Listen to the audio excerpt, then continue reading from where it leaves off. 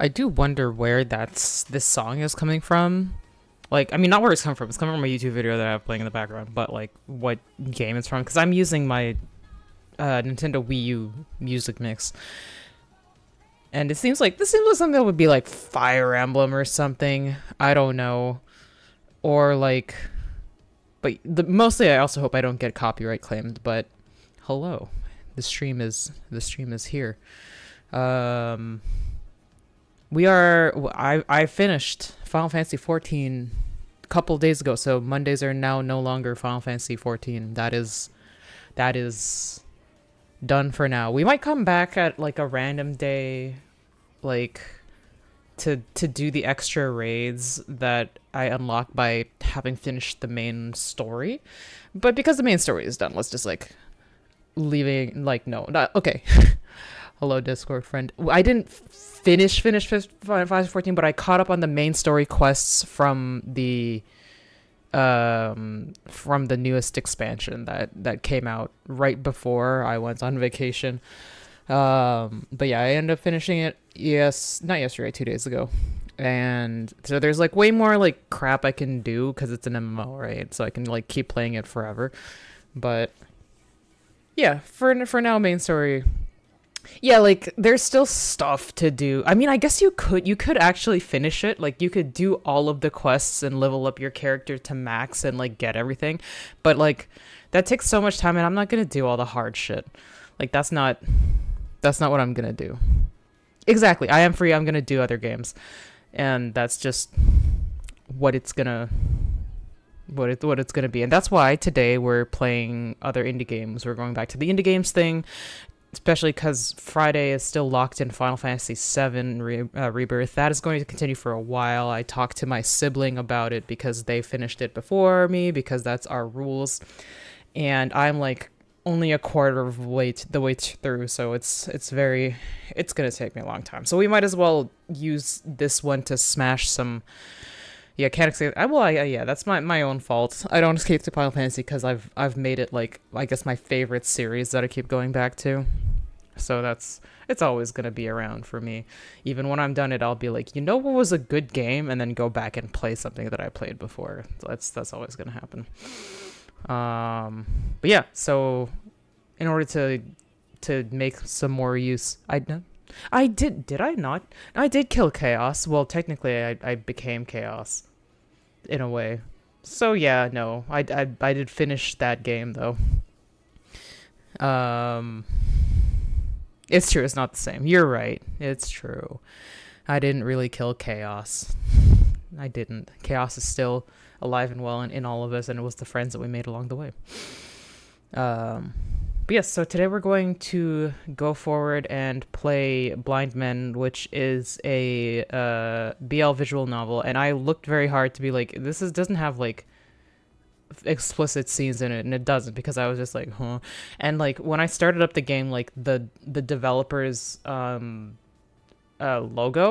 looks like it should be an explicit game, so I went back and I was like, are you sure? And there's fully like a thing on the games page where somebody's just like, can we have the H scenes? And they were like, no, because we would have to remake the game for that. So I was like, okay, so I can stream this.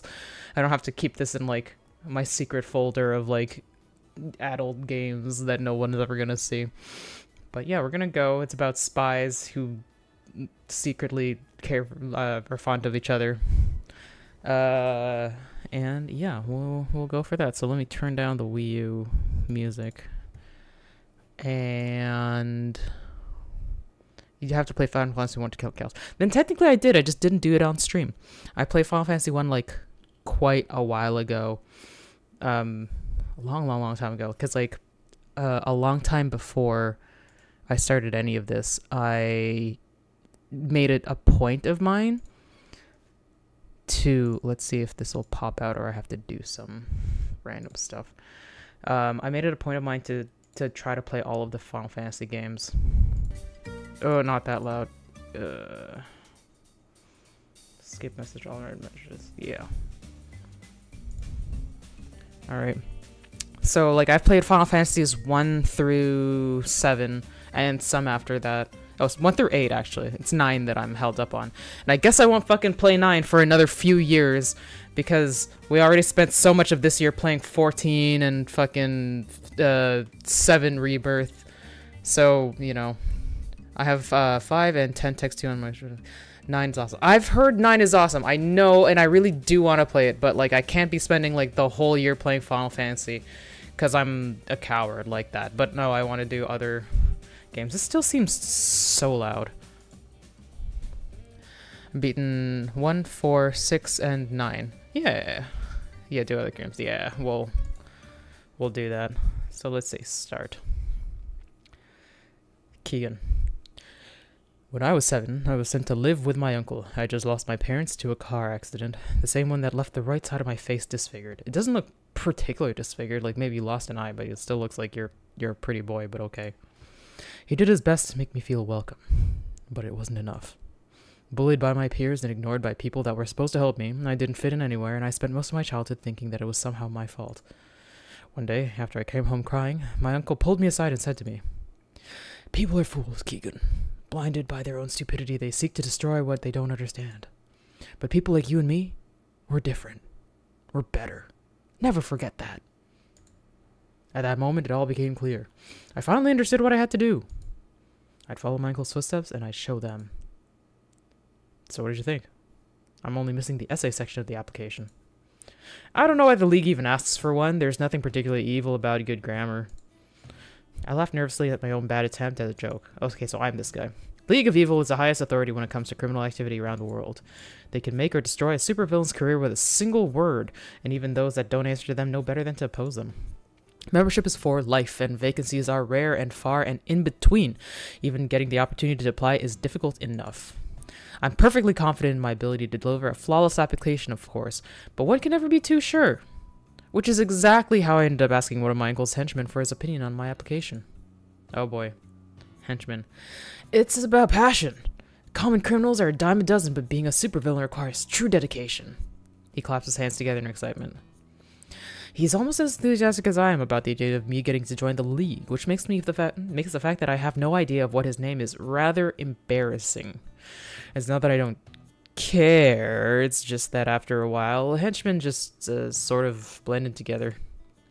During training, we were shown the video of the boss's speech at the Allied Nations. It was wonderful! Half the room was in tears by the end of it. It's the one about how powerful countries abuse the voting system of the organization to legitimize their actions, isn't it? I've seen it too. It's really good. Yeah. It's not for nothing that Human Resources makes all the new recruits watch it. And in just a few words, you can really feel what the boss is about. What makes him different from all the other supervillains out there. You don't need to worry so much. Right from the heart and you'll do fine. Besides, you're Sphinx's nephew. It runs in the family. He said so himself, didn't he? I groan. Don't even start. It's bad enough that people think I only got to the opportunity because of him in the first place. The last thing I want is for it to actually be true. Getting into the League by my own merits is the only way I'll ever be taken seriously as a villain. By them and by everyone else. Not to mention, he has this weird idea about how spending all my time down here is not good for me. And it's not something recent either. Because intelligence agencies were always looking for my uncle, we never stayed too long in one place. As a result, I was homeschooled for most of my life. But ever since I finished my high school studies 3 years ago, he's been trying to get me to enroll in college. An actual college with other normal people. At first it was just subtle hints and the occasional comment, which I accepted as his way of showing he cared about my future. However, since last month he's been bringing a bunch of pamphlets home. He went as far as to outright telling me that if I was having a problem choosing, I should study engineering like he did. Speaking of the boss, when are you planning to tell him? I have managed to keep the application process a secret for the better part of a year, but it can't remain that way forever. As proud as it makes me that he hasn't found out yet, I'm no fool. I know that luck has played at least some part in it. Let's look over. It's a game about romance between a supervillain and a henchman. I question the power dynamics. I feel like the henchman is going to be one of the romances. Because it's a dating sim, usually that means there's multiple. So we'll see what happens. Like, maybe I will get into the League and there'll be other villains to romance. But I feel like this guy is going to be one of them. Because he just has that feel about him. Besides, I meant it when I told the henchman that my uncle is my biggest inspiration.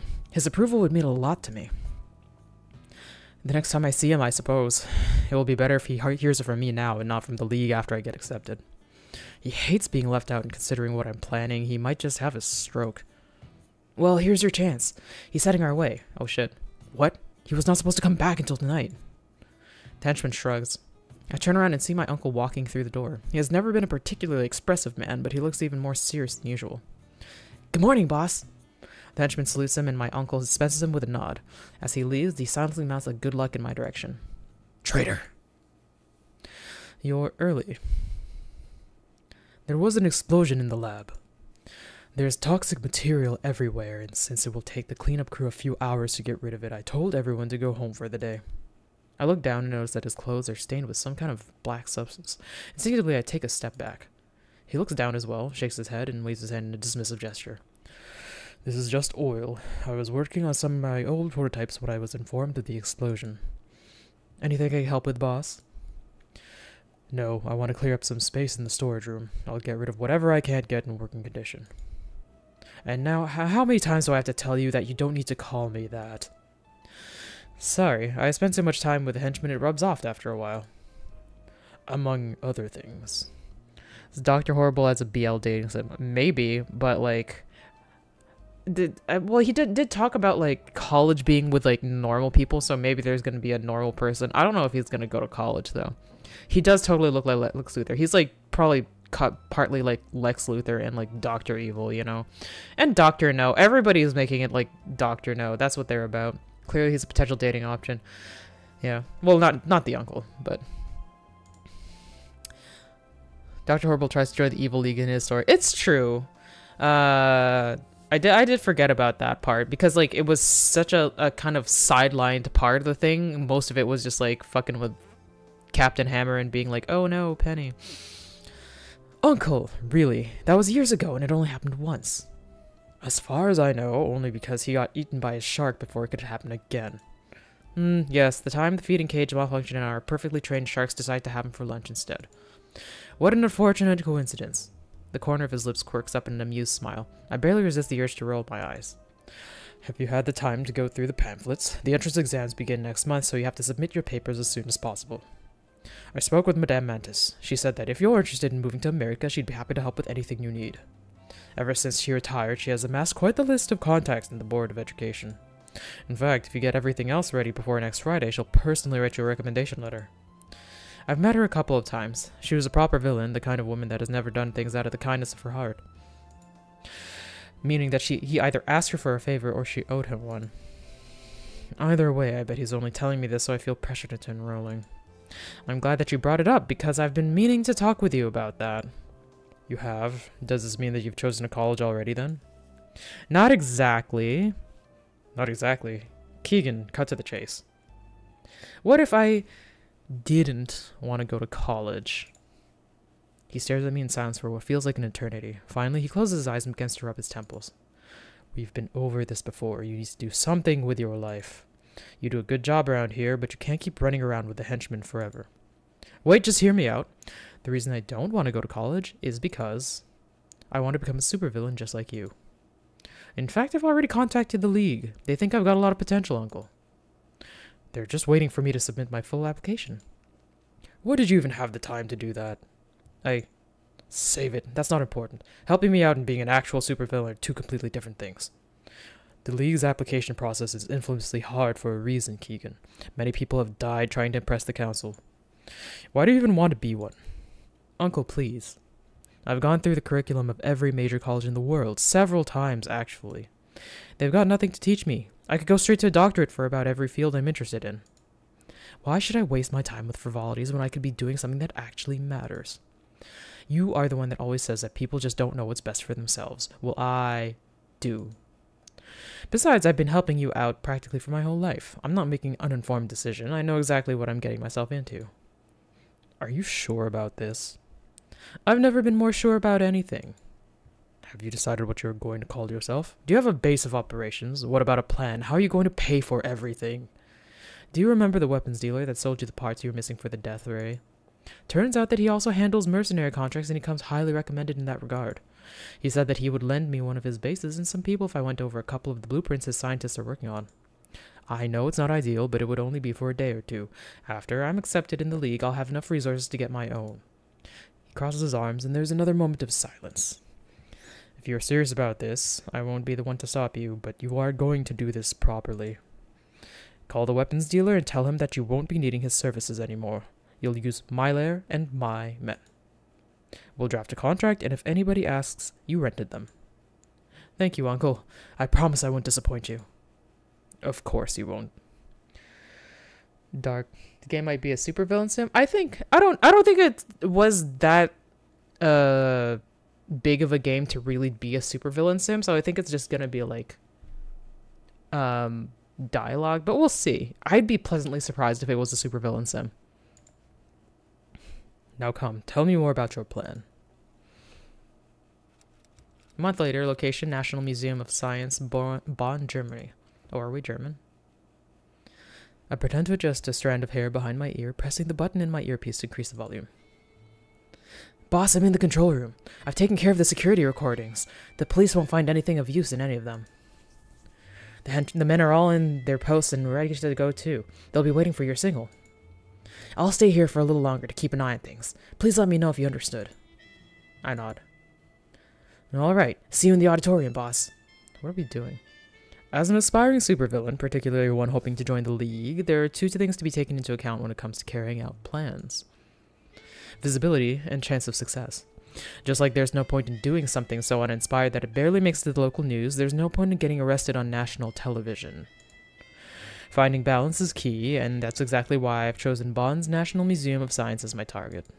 It's a beautiful place, and just like its research center hosts many important scientists, its vault is home to a lot of rare and expensive equipment.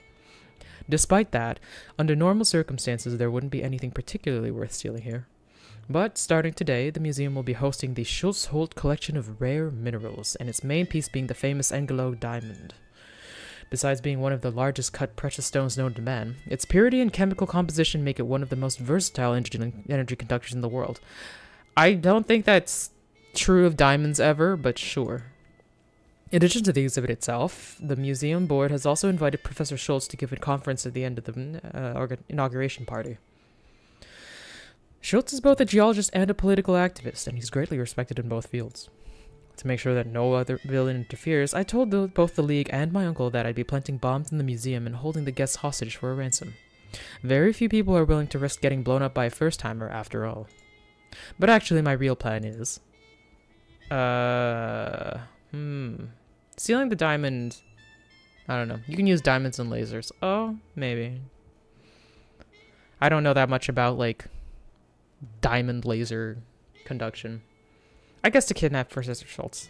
As a public figure involved in politics, Schultz's disappearance will be all the news and we'll talk about it for as long as he's missing.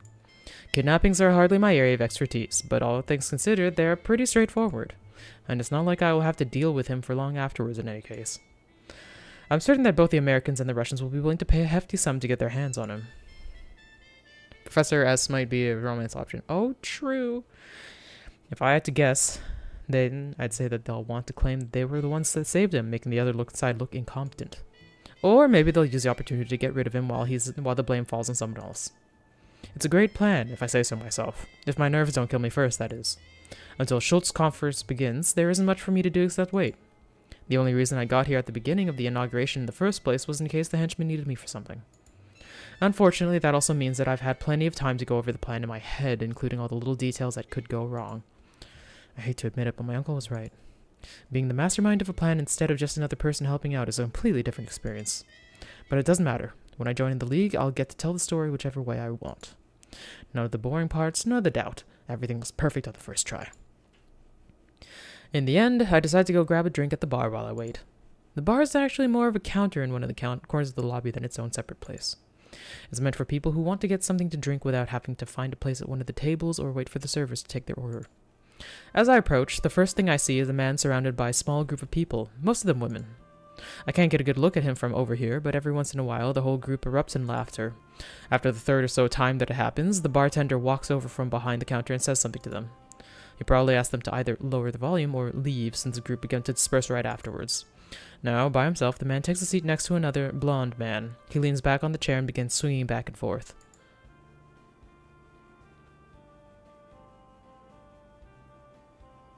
Okay, so this is probably one of the options. That's another supervillain or something. I remember that guy from the menu. No wonder he was surrounded by women. He's pretty handsome. And the man next to him isn't too bad himself either. Definitely a much better view than what I had at the lobby. A moment passes and the man in the tuxedo says something. They exchange a few words, but the expression on the blonde man's face is just so unfriendly that they don't really go beyond that. And looks could kill. In any case, I don't have much time to think about it. At that exact moment, the first man turns around and our eyes meet. I look away to see if he'll do the same, but he doesn't. Instead, I can feel him staring at me until I give up and look back. He makes a gesture at the bartender to order another whatever he's having. Now, with the additional glass in hand, he approaches, stopping right next to me and leaning against the counter. Having fun? From his body language and his accent, I didn't say he's American. I wave my hand in a dismissing manner. Not really. Watching the government try to explain the merits of mineralogy has always been the highlight of my evening so far.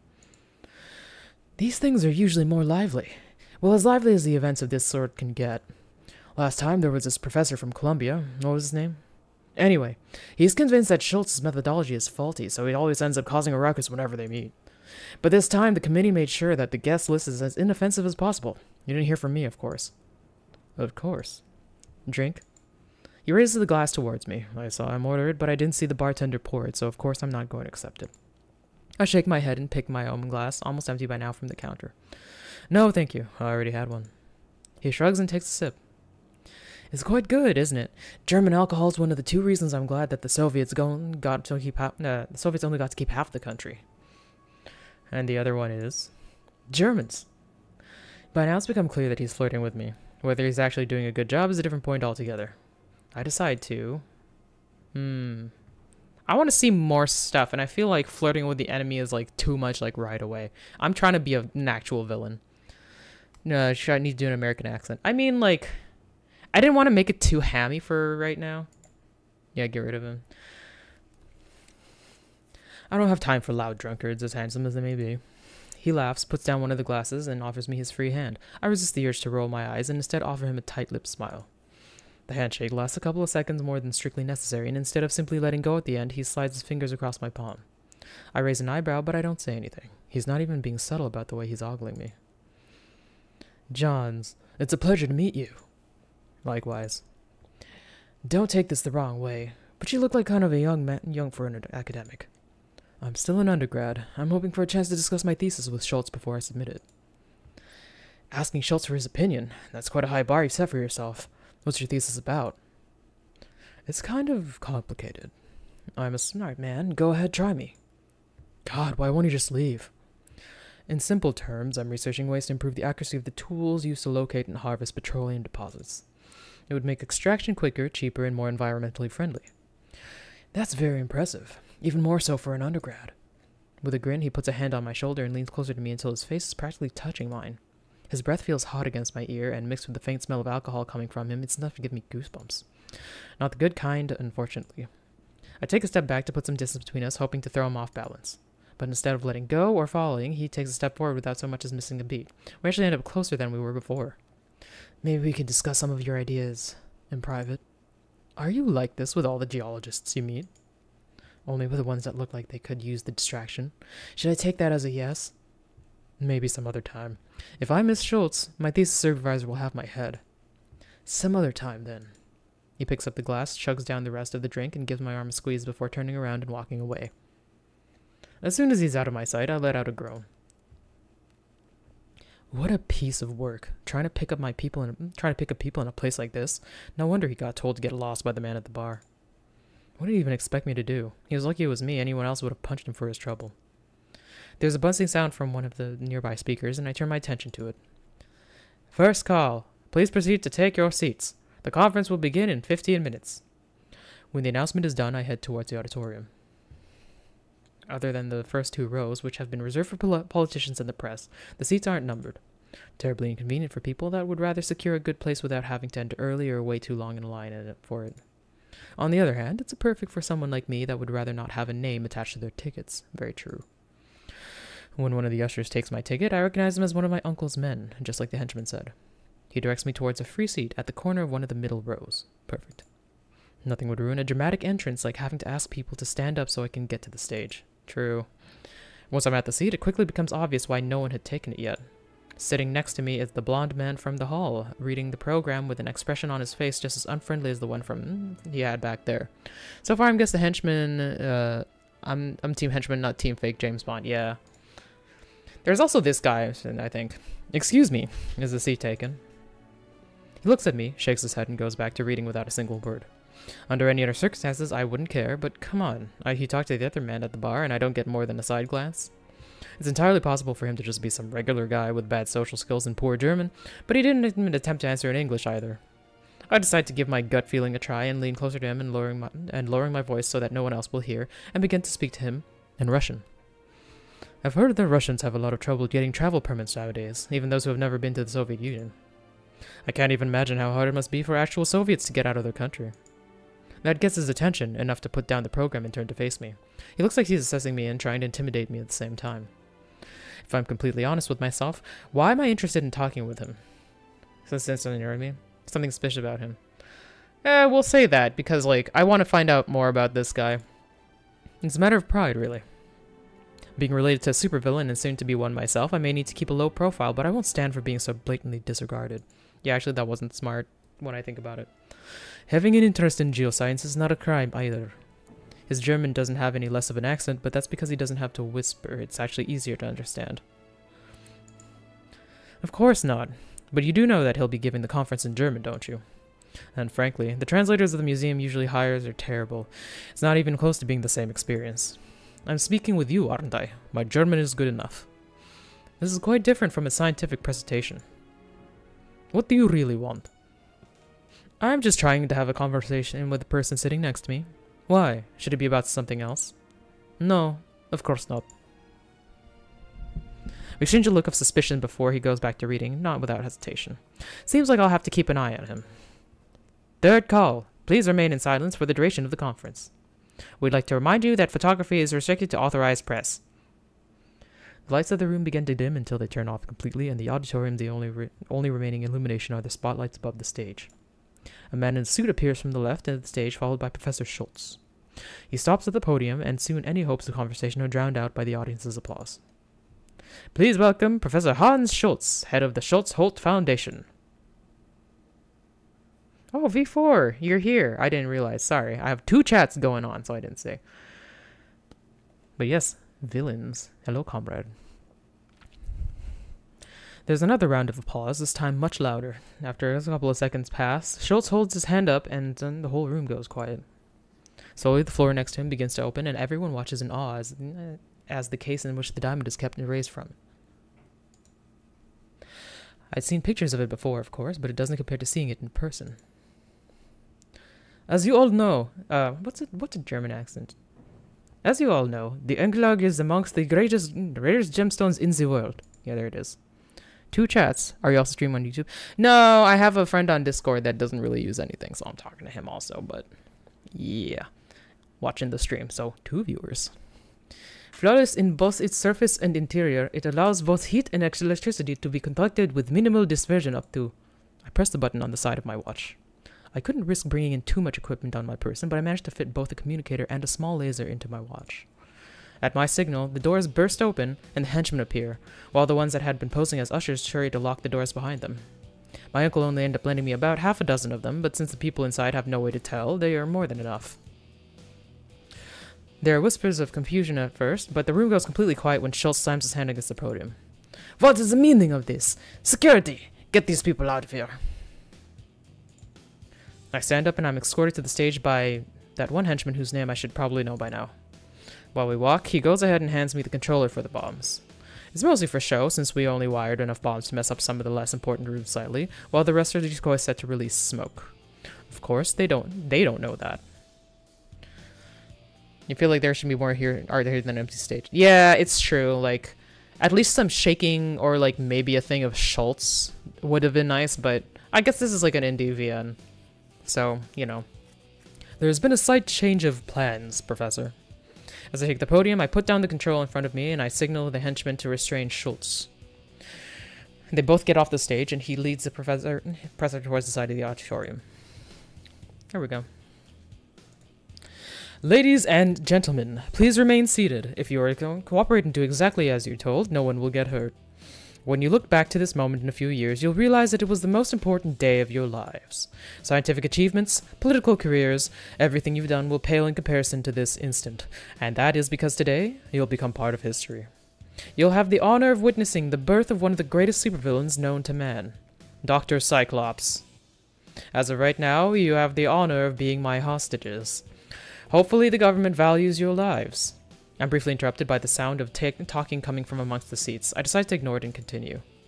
Enough to pay the... When it happens again, I stop speaking and begin to look over the crowd, searching for the source of the interruption. Most of the guests have either a look of fear or discomfort on their faces, and some of them even shake their heads when they notice me looking at them. What do I have henchmen for if they can't even keep people from talking at the same time as me? Finally, I notice that the henchman is out of place, standing at the end of the row rather than at his place next to Schultz. He seems to be arguing with someone. I step down from the stage to get a better look, and I recognize the other person as the man from the lobby. What are you doing? Sit down! I'm going to the bathroom, unless you want me to get sick all over the floor. He stands up and takes a few steps forward. Actually, it's more of an awkward stumbly. He looks really drunk. Hey, I said you aren't going anywhere! The henchman grabs his arm to stop him. Suddenly, the man turns around and punches him square on the nose, knocking him out cold in the process. Stepping around the henchman's unconscious body, he puts a hand inside his jacket and takes out a gun. At first, I'm amused by the idea of getting shot by an over-eager drunk, but he manages to point it right at me just fine. Agent Hunter, Global, you're all under arrest. Shit. People begin to turn to look at him, whispering to each other until the crowd's attention is divided between the two of us. Meanwhile, none of the henchmen move, unsure of what to do. The only security on site was supposed to be the museum's guards and some of the local police stationed outside. There was nothing to make us think that an agent of Global would be here, let alone armed. The henchmen could deal with him through their sheer numbers alone, but I need them to keep control of the crowd. If everyone begins to panic, it's not going to be good for any of us. I decide to try and bluff, so I shrug and laugh it off. Nice try, but you wouldn't risk a shootout in a room full of civilians, or for me to blow this place sky high. I pick up the control and put my index finger on the big red button in the middle of it. See this? My men have put bombs all around the museum. One false move and I'll push it. With you still inside? No, I don't think so. As for your henchman, my aim is pretty good. And something tells me that none of them is wanting to be the one that got their boss shot. Guess we'll have to see who's faster. Get him! I wish I had the option to punch him before. Henchman, no. Yeah, I feel like the henchman will be okay, but that kind of makes me like not James Bond less. The henchmen are getting ready to fire when I'm blinded by a flash of white light. Out of instinct, I drop the control and raise my arm to cover my good eye, but the movement makes me lose my balance and I end up falling back. Damn it. Grenade! Everybody get down! Hold your fire! My vision is blurry so much that I barely see the second flash of light when it goes off. I hear the people begin to scream, but the noise sounds distant as if I was in another room altogether. But it's not much of a relief, but at least that means that they were flash grenades rather than fragmentation ones. It takes a couple of seconds for my eyesight to come back completely, and a couple more for me to regain enough strength to be able to stand up. I look around. Half the henchmen are on the floor, covering their ears in pain, and the other half still looks too confused to do anything. Upon realizing that no one is blocking their way anymore, the people in the seats begin to run towards the exit in panic, pushing each other and screaming. By the time the henchmen try to regain control of the situation, the whole room has descended into chaos. In front of me, Agent Hunter points his gun in my direction and begins to approach, or at least he's trying to. His hand is shaking so much that it's obvious that he's just as disoriented as I am. I frown. If it wasn't him, then who? He looks at me, then at the floor, and then stops. I look down as well and realize why. It's the control! He hurls himself forward and grabs it. I take the opportunity to kick the gun out of his other hand, but he holds onto my leg and pulls me down with him. I feel like there should be better music for this right now. We both end up on the floor, trying to wrestle the control out of each other's hands. While Agent Hunter may be stronger, right now I'm the one in better condition, so I manage to hold my own against him. We keep rolling around on the floor until I manage to flip him over and pin him down. Has anyone ever told you that this is your best angle? Shut up and give it back. As we continue to struggle for the control, I notice someone get on the stage out of the corner of my eye. I turn my head and see the blonde man from the lobby walk up to the diamonds case and lift it up. It's a brief distraction, but it's enough to give Hunter the upper hand he needs to push me off him. When I fall back, the control is sent flying into the air, and Hunter and I stare at it as it lands right on the detonator. Well, shit. Of course nothing happens. It's a decoy, isn't it? Hunter shakes his head in disbelief, wiping a bead of sweat from his brow with the back of his hand. But instead of looking angry, he seems rather amused by the whole situation. Having decided that his immediate business with me is done, he runs past me and onto the stage to catch up with the other man. And then they kiss. I mean, it probably eventually if I chose that, but not right now. They begin fighting over the diamond right away, trying to keep the others from getting a proper hold on it. They're pretty evenly matched at first, but the longer the fight lasts, the more Hunter struggles to keep up. However the Russian is, it's clear that he's not just a random guest or some opportunistic thief. It will be like... Yeah, I know, I realized there was no music before, and I was like, what happened there? It will be an easy mission, they said. No one cares about that old rock anymore, they said. What does the KGB even want with it? Don't you commies dislike everything that may be worth more than a ruble? Be quiet. The diamond is the property of the Soviet government. I've come to take it back. Global and the KGB. I knew there was something odd about those two. Good thing that I'm not here for the diamond. Let them fight over it while we get away with Schultz. I walk over to where the henchman is and nudge him awake with my foot. He stands up, holding the side of his head with a pained expression. His nose is bleeding from Hunter's punch, and he has a split lip. He's pretty lucky that he didn't get trampled by people on their way out. Pull yourself together. We need to get Schultz out of here before the agent notices. Can you help me get him to the vehicle? Yes. Go tell the others to get out and get everything ready. I'll hold Schultz back in the meantime. He nods and goes running to where the other henchmen are. They still look confused from the grenade, but they are well enough shaped to pick up their guns and head to the exit. Speaking of Schultz, where is he?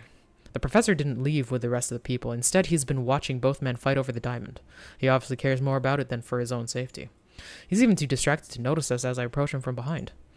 Professor, if you would be so kind as to come with me. Schultz turns around, alarmed. I'm about to grab him when there's a loud noise right outside the auditorium. I feel the floor move and I lose my step. The room quickly begins to fill with smoke and dust, and I cover my mouth and nose with my sleeve. What the hell? That sounded like a bomb, but how? Never mind, I'll figure that out later. Right now, Schultz is more important.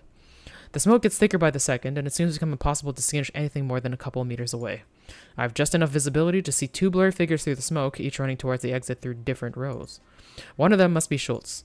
The only people left here besides me and the henchmen were the professor and both agents, who I'm pretty sure are still on stage. Damn, it's too dark. I can't see their faces. Boss, where are you? Over here. Between the two of us, it should be enough to incapacitate Schultz and carry him outside. Once there, the others will take care of the rest. I start to run toward... What? Man in the black suit, the man in the green suit. I guess that it didn't really describe what Schultz had on him. The reader should have drawn at least one picture of Schultz, even though he's not a romance option. I know, right? Like, you gotta do some. Like, the uncle is also not a romance option. I fucking hope. And they have one of him. So, I guess the black suit. That seems like it. I tag the man in the black suit and I keep him on the ground long enough for the henchman to take out the bag and rope that he's carrying. He puts the bag over the professor's head and ties his hand and feet. He struggles a lot more than I had expected, and we end up having to knock him out before being able to drag him out of the building. I kind of wonder if that's actually the agent. With some effort, we get the professor out of the building and all the way to where we'd left the vehicle. After putting him inside the trunk, we head back to the base. While the henchman drives, I take off my suit and just keep my uniform on. It's just as dirty as the suit, but at least I'm more comfortable now. Fortunately, the professor remains unconscious for the whole duration of the trip, so we don't have any more setbacks in that regard. Phoenix's Lair, currently serving as Dr. Cyclops' base of operations, location somewhere in Germany. When we get to the base, the other henchmen hurry to help us carry Schultz to the laboratory. They put him down on the chair that we prepared to him, loosening up the rope slightly so that he'll be as comfortable as the situation allows. I originally considered putting him in a cell, but I want to make it clear that he doesn't have a choice about helping my uncle while he's here. That didn't go exactly as planned, but you know what they say. What really matters are the results. And despite everything, we managed to get Schultz here. Congratulations, everyone. You can leave now. The henchmen looked really relieved to hear me say it. I think that they were worried that I was going to blame them for what happened back at the museum. Which, to be fair, I was ready to do before we got our hands on the professor. They nod quietly as they all leave the laboratory, except for the henchman that helped me bring him here, who stays behind in case I need anything. I still need to figure out what the agents were doing back there and why we didn't hear about it, but that can wait until later. Right now, this is about me. Schultz raises his head as he regains consciousness. He seems rather sluggish at first, probably from the combination of the smoke and being stuffed into a truck for a couple of hours, but then he straightens up. I lean over the professor, arms crossed behind my back, making sure that I'll be the first thing he sees. I may not be physically imposing, but like this, even I manage to look intimidating. With a nod, I gesture to the henchman to remove the hood from over the professor's head. I'm sure you're wondering why I've brought you here. Professor Schultz? Yeah, it's that guy.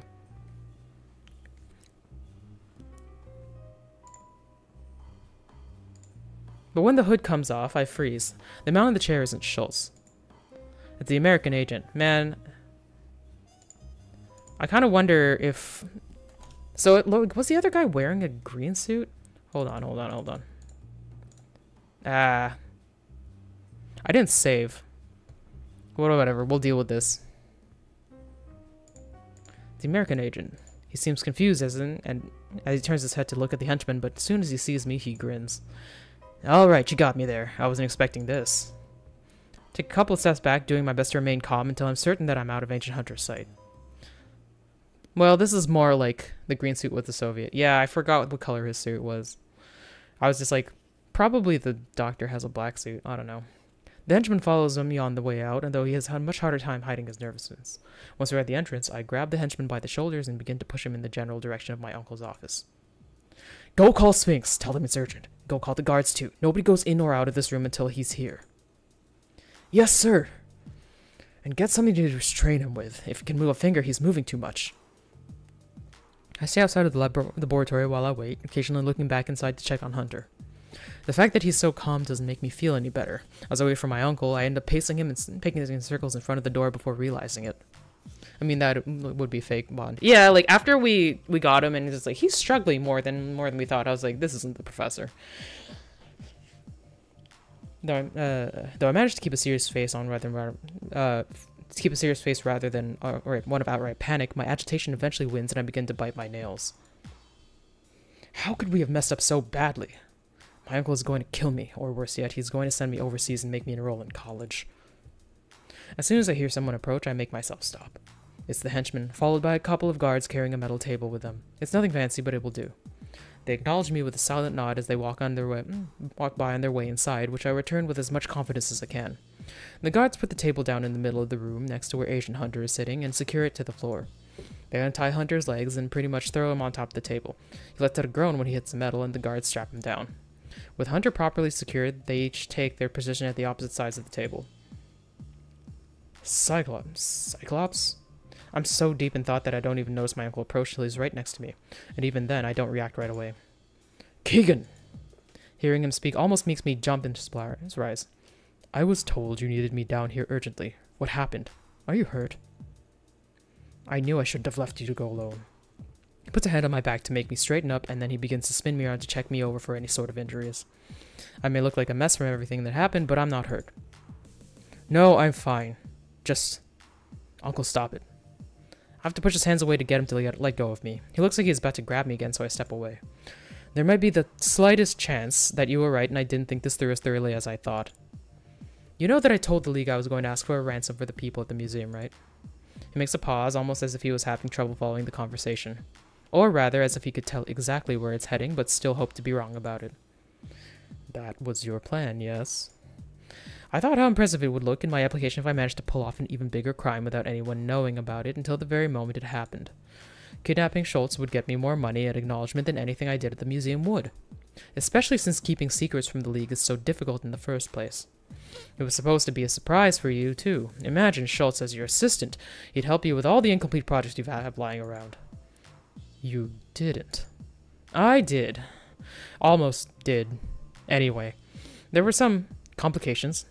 A couple of agents were there, one from Global and one from the KGB. I actually figured out back when the choices were black suit and green suit, since that's what the other two were wearing. Yeah, I mean, like, I also was like, did they ever tell me what Schultz was wearing ever? Like, I don't think they did. Somehow, we ended up bringing the Global agent here instead of Schultz. He takes a deep breath. I can tell that he's really angry, but that he's also trying to calm himself down for my sake. He leans to the side just enough to be able to see the agent from over my shoulder. Are you absolutely sure that the League wasn't aware that you were planning to kidnap Schultz? Absolutely.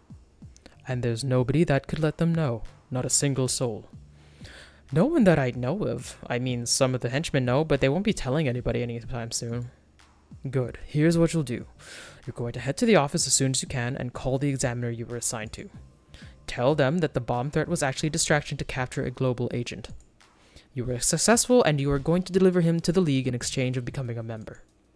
Even if they turn the offer down, which I doubt they will, having captured him in the first place should be enough to get you accepted. It's essentially the same as what you were planning, but with the agent instead of Schultz. That's perfect. Thank you, Uncle. I don't know what I'd do without you. He frowns as he crosses his arms. Perhaps I shouldn't have sounded so relieved. I've got a few ideas. Anyway, don't thank me just yet. You and I will have a long talk about this, but this is not the time. First, you need to get all of this sorted out. Just consider that the more time you take, the more time I'll have to go over in all the ways this could have ended poorly. You can handle the rest by yourself, can't you? It's not a question, it's a statement. Handle this yourself, or else. I don't have much choice either way, so I at least try to look confident as I nod. This time, he seems pleased enough by my reaction, and he turns around and walks away to go back to whatever he was doing before I arrived. I can do this. I can do this. He was wearing a bright yellow Big Bird costume. That's what I choose to believe. Imagine. I was planning on kidnapping either way, wasn't I? The only thing that changed is the person in the room. Which is a big difference, but... I get back inside, and as soon as they see me, the guards turn around to face me and salute me like they would have done with my uncle. I recognize the reaction from the times I've seen my uncle order them around while in a bad mood. They're measuring just exactly how upset I am. The acknowledgement is nice, but under the circumstances it makes me feel more like they're nervous for me and less like they respect me. I'm about to speak when a tapping sound gets my attention. I look down and I see Hunter using what little mobility he has to tap his knuckles against the table. It's terribly exasperating, mostly because it seems as if he was just waiting for me to get on with it. The only way it could be worse is if he was humming or something. I clear my throat, and he raises his head as much as the restraints allow him. What took you so long, Doctor? I was just beginning to think you wouldn't be coming back. Why, do you have somewhere to be, Agent? What can I say? It's a full-time job. I could always make time for good-looking men, though. One of the guards coughs, trying to dissimulate his laughter. I glare at him, and Hunter raises his eyebrows in a suggestive manner. You know, I like this place. Very modern, yet classy. You have good taste. You'd be surprised how many people just rent an empty warehouse in the middle of nowhere and call it a day. If you're going to keep someone there, might as well make it look nice, don't you think? Agent. I try to get him back on track, but it's useless. He pretends not to hear me while he keeps rambling. I'm kind of conflicted about you. You see, when I met you, you gave me the impression of being the smart type. Your cover story back at the museum was like that too. You could have chosen something simpler, but you didn't. Not to mention that your secret lair is a laboratory, and a very fancy one at that. Mistaking me for Schultz, though? That was a rather big mistake. Not the kind that someone who thought their plan thoroughly would make. So either I overestimated you, or even knewer this than I had thought. Is that it? Am I your first? I know I said that the museum would be your debut, but criminals usually get some experience before. Enough! I slam my hand against the table to get him to shut up before he can embarrass me any further, and I step away from him and closer to the guards. I want at least 2 people here at all times, understood? Give him water if he asks for it, but nothing more. Search him for weapons, too. I don't want any surprises.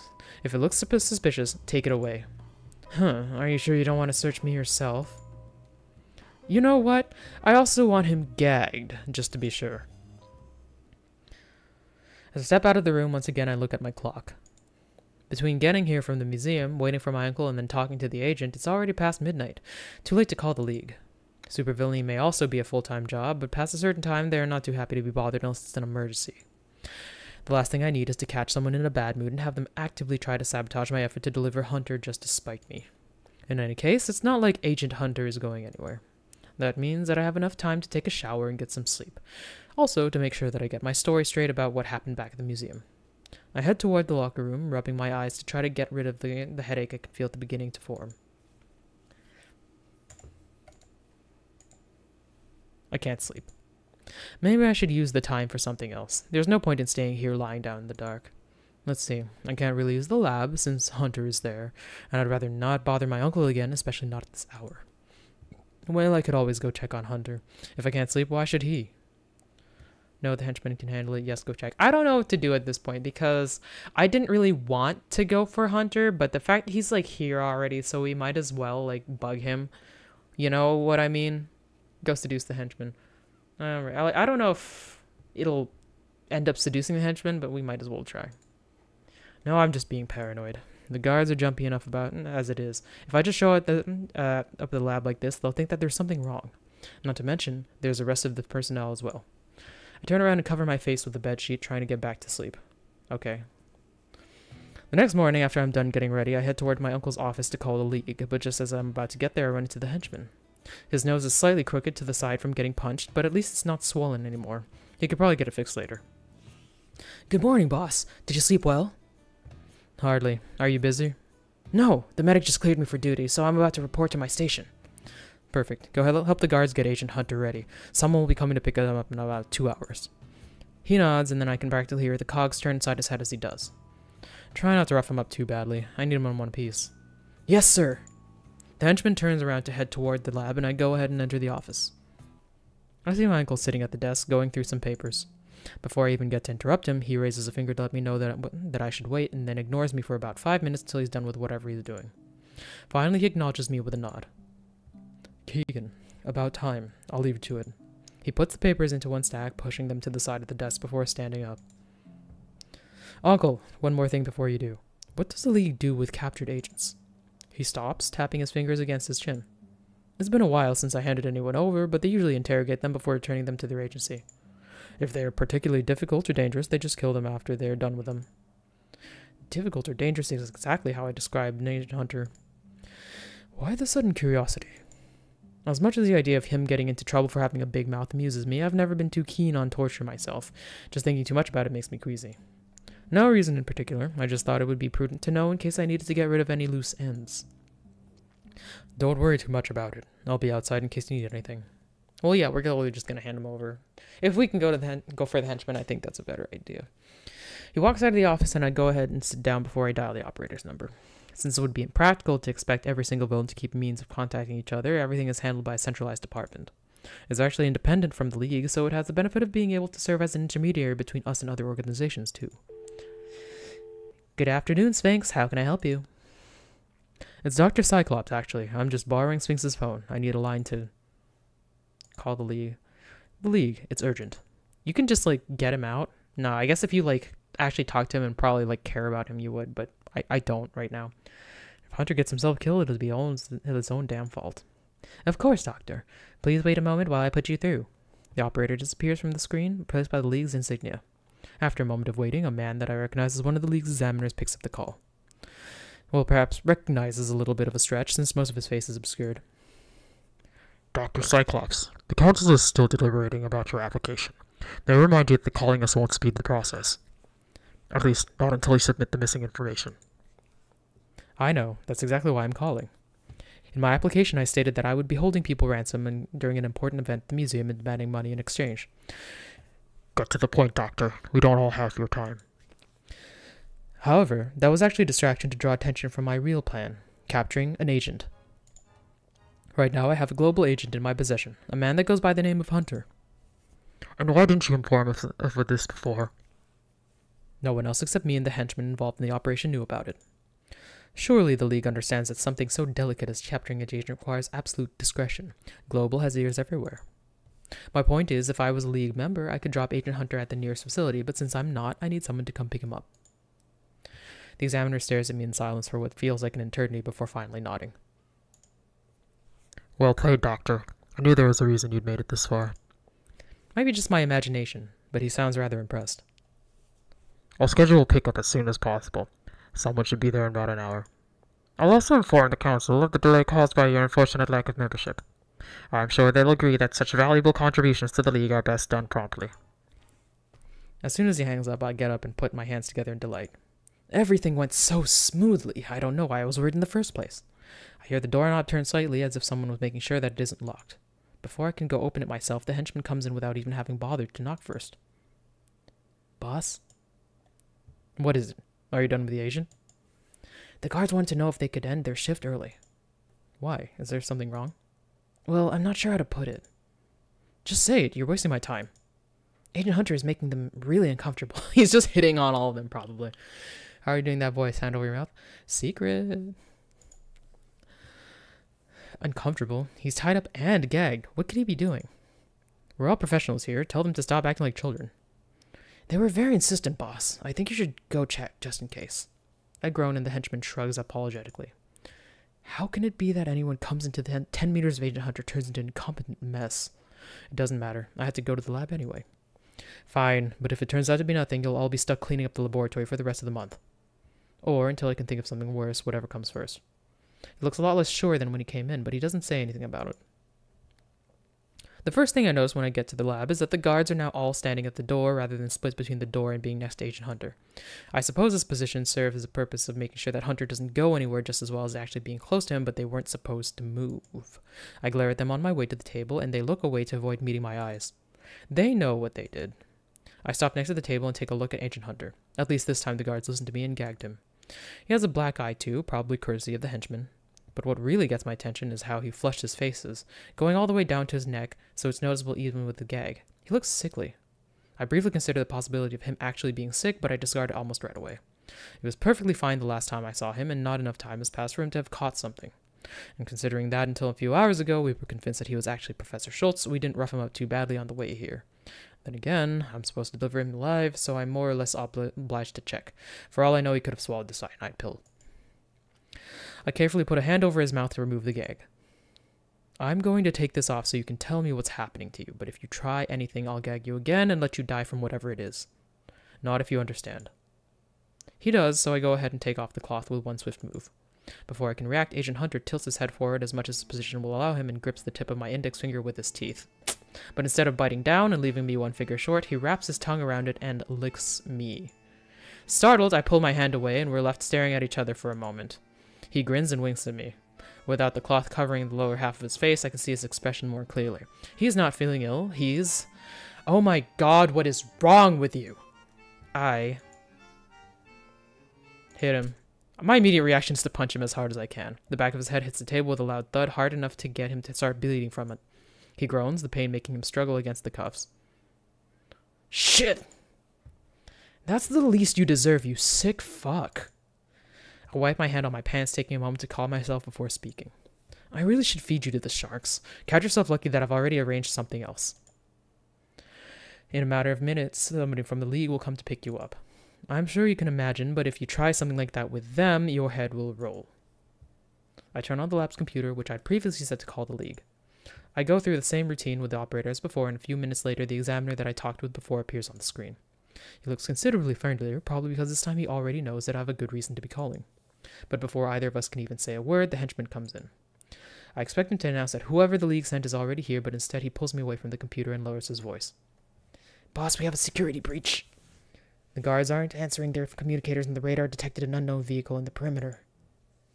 What? What do you mean? We think it might be from Global, but we aren't sure.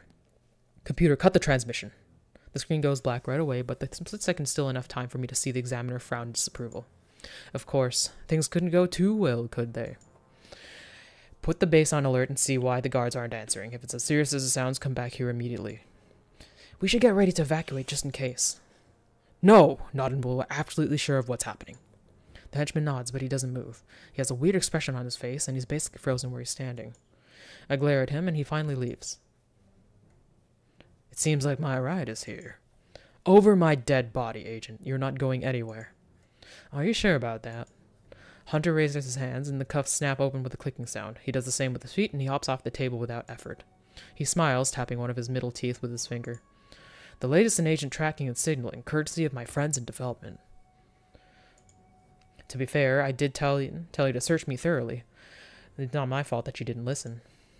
The gesture makes something click in my mind. He wasn't just being a pervert back there. He used my finger to turn it on. Oh my god. I must look even more dumbfounded than I thought because his smile turns into a teasing grin. I could have done it myself, yes, but it would have been way less fun, and I wouldn't have gotten this moment. Because of how uncomfortably he made everyone, none of the guards ended up wanting to come close to him.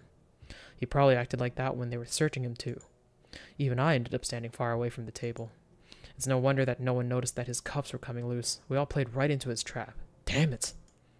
I try to use the element of surprise to push him back onto the table, but instead he grabs me by the waist and spins me around so that I'm facing the opposite side. He pushes me against the table with one swift move, and the cuffs close around my wrists before I can get back up. Whatever he did to the cuffs, it was the only temporary, and now they're back to normal, meaning I'm left pointlessly struggling to get them to open. I demand that you release me this instant! Hunter sighs, somehow still managing to look pleased with himself. His expression changes to a grin as he moves from the end of the table to its side, leaning against it before running a finger along my arm. It sends a shiver down my spine, which I try to dissimulate by frowning even more. I don't know. You look pretty good like this. Screw you. For what it's worth, this is the most fun I've had in a mission in a long, long time. I can think of a way or two it would have been more fun, but I haven't given up on that just yet. Maybe next time. Oh, wow. He moves a hand to the back of my head, trying to get me to keep still while I continue to struggle. After a couple of tries, he puts a hand on each side of my head instead, holding it in place as he quickly leans down just enough for our lips to meet in a kiss. The kiss is quick and with all the roughness of a man that's just about to run for his life, but it's much better than I'd be willing to admit out loud. Much, much better. Hunter pulls back, giving me another quick kiss before hopping off the table, taking a moment to straighten his jacket. When he's done, he puts his watch back on and uses his reflection on one of the monitors to comb his hair with his fingers. Watching him take the time to tidy up adds insult to the injury, and whatever enjoyment I got from the kiss is gone in an instant. Ground level has been compromised. All non-essential personnel commence evacuation immediately. All security personnel report to level 1. And that was the alarm. Great. I let my head fall to the table. This day couldn't get any worse. See you later, Doctor. Hunter turns around to leave, but stops at the last second just before getting to the door. He then blows me a kiss, which is only made slightly better by the fact that he doesn't bother to follow it with a one-liner. If I could, I would cover my face in frustration, but as it stands, I can't, so I just close my eyes and let a frustrated groan. About a minute later, I hear someone come into the laboratory. It's my uncle. He runs toward the control panel and turns the power off so I can get out of the cuffs. There you are, Keegan. Are you hurt? I can't tell whether he's actually as calm as he sounds or if he just seems like he is like that because he's waiting for the right moment to scold me. Either way, I don't really care right now. Whatever he has to say, I probably deserve it. I stand up, rubbing my wrists. My whole body is going to hurt like hell tomorrow, but I'm in one piece. Just a little bruised.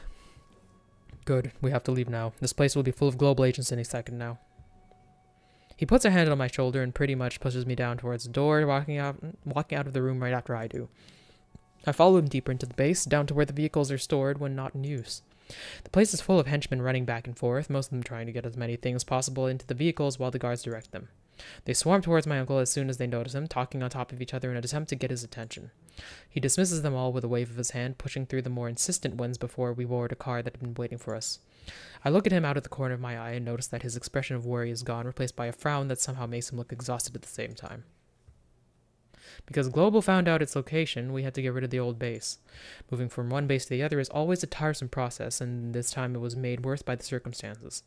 Or maybe it only feels that way because I've been the one taking care of the whole operation so far. Everything is suddenly a delicate job, and things only get done as quickly as I'm there to improve them or have them change. The fact that my uncle didn't give me a strict budget or even a deadline also gives me the feeling that he's playing mind games with me because I can't stop thinking about it. In the end, he didn't scold me for what happened, but now everyone is tense all the time because of it.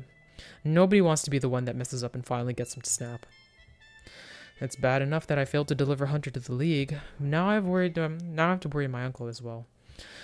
I wish he'd just yell at me or something and be done with it. I'm starting to get jumpy because of it. But he hasn't brought up sending me to college at all, so I suppose it could be worse. Boss, you have a call. The sound of the henchman opening the door snaps me out of my thoughts. I acknowledge him with a hand gesture, but I don't look up from the notebook in front of me. Even as we speak, I'm still doing mental calculations and writing down the results. I'm not in the mood. Tell whoever it is to call back later. The henchman goes quiet, but he doesn't leave. Finally, I look up and realize that he seems rather uneasy. He clears his throat before he starts speaking again, but this time in a much lower voice. She told me that if you said something like that, I should remind you that leaving a lady waiting is rude. And that Sphinx taught you better manners than that. There's only one person I know that would speak to me like that, or at least, only one woman. Rubbing my eyes with my free hand. Why eyes? You have one eye. I put down the pen and push the notebook away from me. Yes, I know her. Put her through. But he still doesn't leave. Instead, he takes a step forward, getting close enough to drop a yellow envelope on top of the desk. It seems like whatever it is, it's for me. Do you need anything else? This came earlier. We already ran the usual test to make sure it's not dangerous, but we didn't want to open it without your permission. The first thing I notice about the envelope is that it's unmarked, without any signs of who might have sent it. The only thing we know is that it's a document of some kind inside it. Well, an unmarked envelope of unknown contents and origin isn't worrisome. At all. One thing at a time. First the call. The henchman nods and finally walks out of the room right after. A moment later, one of the lights on the computer begins to blink, indicating that there's a call on hold. I press the button and Mantis appears on the screen, grinning as she waves at me. Hello, dear. I wanted to check up on you. Mantis, to what do I do? Do I owe thee pleasure? You can stop, dear. Being humble doesn't suit a supervillain. In any case, I wanted to be the first one to congratulate you. I do my best to keep a neutral expression as I try to come up with something I'd done recently that would be worth calling me in person and to congratulate me of all the things. I can't think of anything that she'd be aware of, except maybe. I really appreciate that you went through the trouble of calling me, but I decided not to attend college. I'm going to apply for the league instead, and I've been working with my uncle for a while now. Someone was supposed to let you know that I wouldn't be needing the recommendation letter anymore. I'm not sure what happened. She looks confused for a moment, then shakes her head. The letter? That silly piece of paper? No, I knew from the moment Sphinx asked me to write it that you would have no use for it. I mean, look at you. You're a real chip off the old block. I'm talking about the league. Did you say you are going to apply? I consider what you just said. Mantis has always been relatively supportive of my desire of being a supervillain, but now she's oddly interested in the matter. You don't know? I swear sometimes I'm glad that I don't have to deal with them anymore. I can never tell if they're incompetent or they do it on purpose just to keep us on our toes. In that case, I suppose I have the pleasure of being the one to tell you, to let you know. A little bird told me that you've been accepted into the league. You should be receiving the official notification in the next few days. It's probably the one on my desk then. But how? I didn't get the diamond. I kidnapped the wrong person and Ancient Hunter got away. But if it got any worse, I would be sitting in jail right now. I decided to play along and see what this leads to. Yes, well, you know how it is. We aren't really supposed to talk about it. They took so long to get back to me that I assumed I'd been turned down. I was planning to apply again. Did you happen to hear anything else about my application? I'm curious about what they said about it. Nothing specific, but I've had a good idea of what made them pick you. And to be clear, I monitor the list pretty regularly, just so you don't think I'm spying on you or anything like that. I wasn't thinking that before, but now. Anyway, I'm sending you the file. Consider it my welcome gift.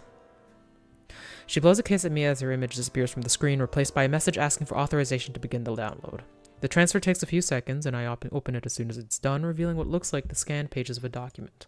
Upon closer inspection, I realize that it's a group of names, each one with a picture next to it and a reference number that leads to a different page. There are also handwritten annotations next to some of the names, and a faint watermark that I don't recognize as Global's symbol. This is Global's list of most wanted criminals. How did she even get someone so recent? I keep scrolling until I reach the end of the list, and the last picture catches my attention right away. It's me, and I'm even listed as Dr. Cyclops. I take a look at the reference number and go to the corresponding page. It's a whole file about me, including some other pictures that show me and the henchman kidnapping Hunter. Dr. Cyclops, real name and age unknown. Wanted for grand theft, attempted kidnapping of a civilian, kidnapping of a global representative, property damage, and organized crime. Uncorporate and confirmed relation with Sphinx, further investigation pending. So this is what Madame Mantis meant. It doesn't seem like much by itself, but considering that the rest of the list is made up solely of people that I recognize as League members, being in would put me miles ahead of any other applicant. This explains why the League is under the impression that I was successful even when I failed to deliver Agent Hunter to them. The way it's written, this file makes me sound like a really promising supervillain. But how did Global find out? The only ones that were there for the whole thing were me were my uncle, the henchman, and Hunter. Unless... I remember the unmarked envelope, and I rush to open it, practically ripping it in half as I do. Inside, there's a photograph. It's a rather grainy, but since it was taken by the security cameras inside the museum, it's clearly meant to belong to the same set of pictures in Global's file. It shows Ancient Hunter and I speaking, but due to the angle and the poor quality, the whole scene looks way more intimate than it actually was. I turn it around and see that there's something written in the back. Don't worry, I kept this one to myself. You're welcome. Love, Hunter.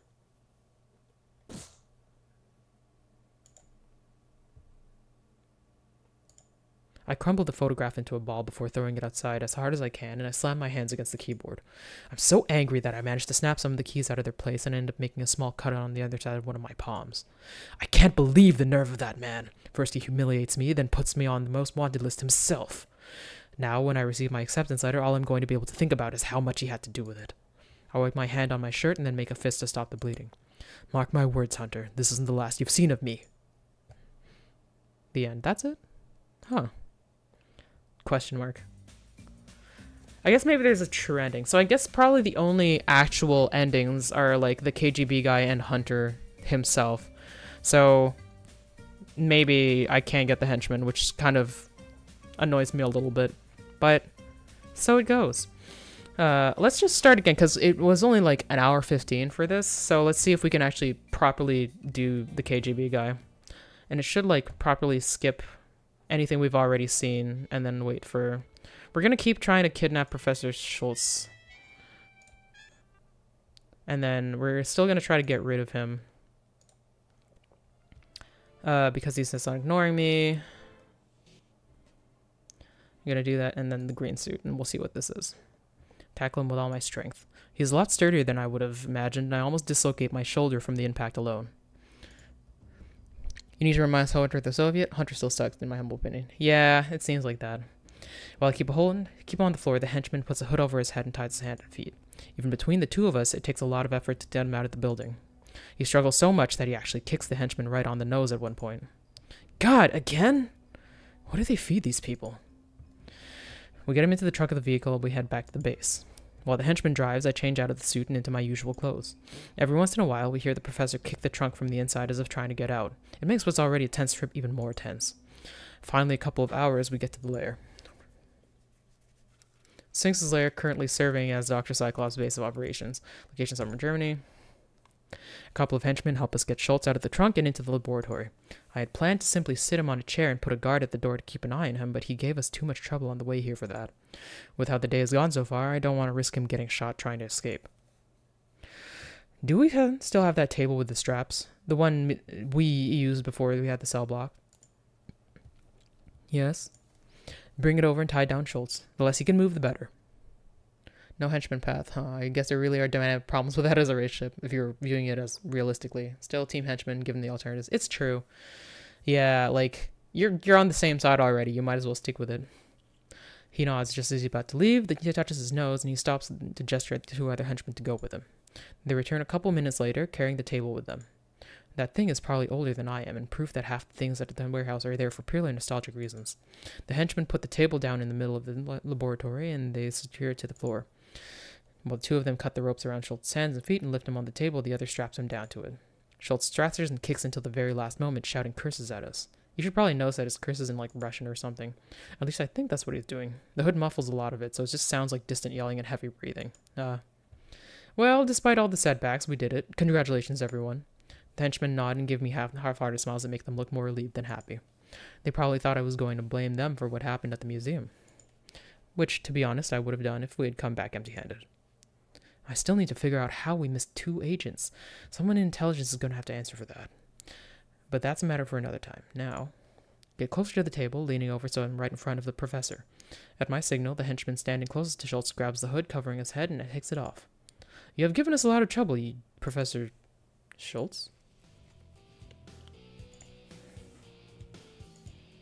But just as his face becomes visible, the whole room freezes. The man on the table is not Schultz. He's still wearing his coat and shit. Like, we should have known that. Like, I have no idea. Unless he missed some way to get to the head. Maybe it's the diamond part. I have no idea. We'll try that if this doesn't take very long. It's the Russian. You. The henchmen exchange a nervous look between them for about a second before turning to stare at me. I try to clear my throat in an authoritative manner, but it sounds more like I'm trying not to choke. Keep an eye on him. Don't let him move muscle until I come back. I take a couple of steps back, and as soon as I'm sure that nobody can see me anymore, I run out of the laboratory. It's like, oh shit. When he agreed to lend me the lair, my uncle did so with the condition that he'd spend the day working in his office. Close enough to keep an eye on me, but out of sight as not to be fastidious about it. I like how it's completely different from the other one. At the time, I wasn't too happy about it, but now I couldn't be more glad that he was so insistent. When I get there, I don't even bother knocking. Knowing that the door will be unlocked, I simply storm inside. Uncle! But instead of my uncle, I find Madame Mantis sitting behind his desk. What? As soon as she sees me, she stands up, walking over until she's close enough to put a hand on my shoulder. My first instinct is to try to compose myself and pretend that there's nothing wrong, so I force myself to smile. Madame Mantis, to what do I owe the pleasure? I heard that you wanted to apply to the League, and I came to make sure that Sphinx wasn't giving you too much trouble. I know he can be difficult. When you said that you'd give me a letter for college, I thought that maybe you also. I am, but only because it's always good to have more options. Your uncle and I hardly agree on this. Anyway, he saw what happened at the museum on the news and decided to do some investigating on his own. He asked me to stay here just in case. He should be back in a couple of hours. Hours? This just keeps getting worse. Your uncle is very worried about you. You're lucky he's already bald. Mantis passed me on the shoulder before moving her arm away. She then circles me a couple of times before walking all the way to the door and locking it. Now, why are you really here for? I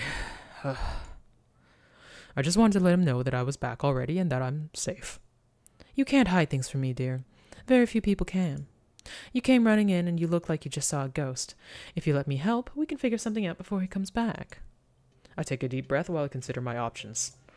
The last thing I want is more people knowing about what happened than it's necessary, but Mantis would gain nothing out of telling people I messed up. Besides, she gets along reasonably well with my uncle. There's a good chance that she really just means to help me. Somehow your choice of who to kidnap retroactively changes Sphinx's reactions. Yeah, it's weird. She's right. If I fix this before my uncle comes back, I can pretend it never happened. He doesn't have to find out at all. Things at the museum didn't exactly go as planned. To keep it short, I decided to bring back a hostage. But I wanted to bring back one of the speakers, Professor Schultz. But the place was too dark, and with all the confusion, we ended up capturing a Soviet agent that was there instead of him. Now he's down at the lab, and I don't know what to do. I'm not going to tell you how badly you messed up, because I have the feeling that you're perfectly aware. First of all, take another deep breath. You can't appear nervous when talking to a hostage. Does it look like he could have some kind of important information? I guess. I mean, at the very least, he should know why the Soviets wanted the diamond. He said it's because it used to belong to them, but I'm not sure about that. The timing is very strange. They could have come for it any other time. Do you think I could ask the KGB for a ransom, or hand him over to the League? No, I doubt that he's important enough for the KGB to pay for him, and he won't be of much use to the League if that's all he knows. Soviet agents operate on what's basically a need-to-know basis, and the KGB's policy regarding the captured agents is always assumed they have been compromised. Great. He's useless then. Not exactly. I know a couple of people that still do work inside Soviet territory from time to time. Any information about why an agent was at the museum would be of interest to them. They have some leverage in the League, and they're the type that don't like owing favors to others. If you make sure that no one finds out it was an accident, you can still make this look good enough for your application. Get him to talk, make all of this seem intentional. Yes, I can do that. Thank you, Mantis. I'm about to turn around to leave when she moves in front of me and takes my hands in hers. Don't forget, Keegan. You're in charge here. She squeezes a little harder, enough to make my fingers hurt. Besides, if it comes down to it, you can always kill him and dispose of the body. I'm sure that won't be necessary, Mantis. Of course not. She laughs, letting me go before heading to unlock the door. I'm not sure if I'd go as far as to say I feel confident, but now I realize that I deal with far more intimidating people on a daily basis, and I do it pretty well. If I don't let them throw me around, some Soviet agent is going to be the one to ruin my plans. The first thing that I notice when I enter the laboratory is that all the henchmen are gone except for the one that helped me bring the Russian here in the first place. In their place, there are a couple of armed guards on each side of the table. The change did the opposite of easing the tension in the room, and both guards look slightly uncomfortable as they acknowledge me with a nod. I wave my hand, and they both step aside and make room for me. I clear my throat to get the attention of the agent. He raises his head, and the look he gives me is enough to send a shiver down my spine. It's like he's considering all the ways he could kill me. This explains why the henchmen left and brought in the guards. I remember what Mantis said to me as I straightened my back and returned to the stair. It soon becomes a staring contest, neither of us wanting to be the first one to look away. Finally, it's me that gets unnerved, and I cough to dissimulate. I suppose it isn't hard for you to get out of your country after all, being an agent and everything. But since you're here already, let's see what use we can find for you, shall we? But here's the deal. I need information, and you have it. If you answer my questions, I promise I'll let you go. I won't talk. Don't be stubborn. I'll have it one way or another. But you do get a say about how difficult this will be for you. This time, he doesn't even bother answering. We'll try to appeal to him. With the truth serum, the risk of accidentally poisoning him is too high for my liking. Likewise, if I decide to torture the information out of him, there's a chance that he'll resist too much and he'll end up dying from his wounds. Besides, I'm not really a fan of blood. Even just thinking about it makes my stomach turn. It will be much easier for everyone involved. He just decides to cooperate. Suit yourself, but I know what the KGB does to the people that fail them. And even if you don't talk, just by letting yourself be captured, you've already failed. You know nothing. Don't I? Think about it. This is the perfect chance to start over. A new beginning away from everything. No one will know what happened to you except for me, and frankly, I couldn't care less. You just need to answer some questions, and you'll be free. There's no need to die for your country. He hesitates for a moment before shaking his head. There always is. Don't you have any family? Anyone you care about? You can help them this way too. Send them things. Get them out of the Soviet Union. I have a sister. She was sent away for a chess tournament and never returned. I always wondered. I'm not surprised by the sudden confession, since that was exactly what I'd hoped for, but by how he sounds when he says it. He even looks vulnerable for a second. But it doesn't matter. She was as good as dead the moment she left. I realized right then that perhaps I didn't think this out as thoroughly as I should have, because suddenly I feel less like pressuring him for information. He was set on not saying a word when I was only talking about his job, but as soon as his family came up, his attitude changed completely. If there's something I can sympathize with, it's losing family. I'll find out what happened to her for you. Then you can decide whether you'd like to speak after all. And I'm just supposed to believe you. No, of course not. But if you live, you can go see for yourself whether it's the truth.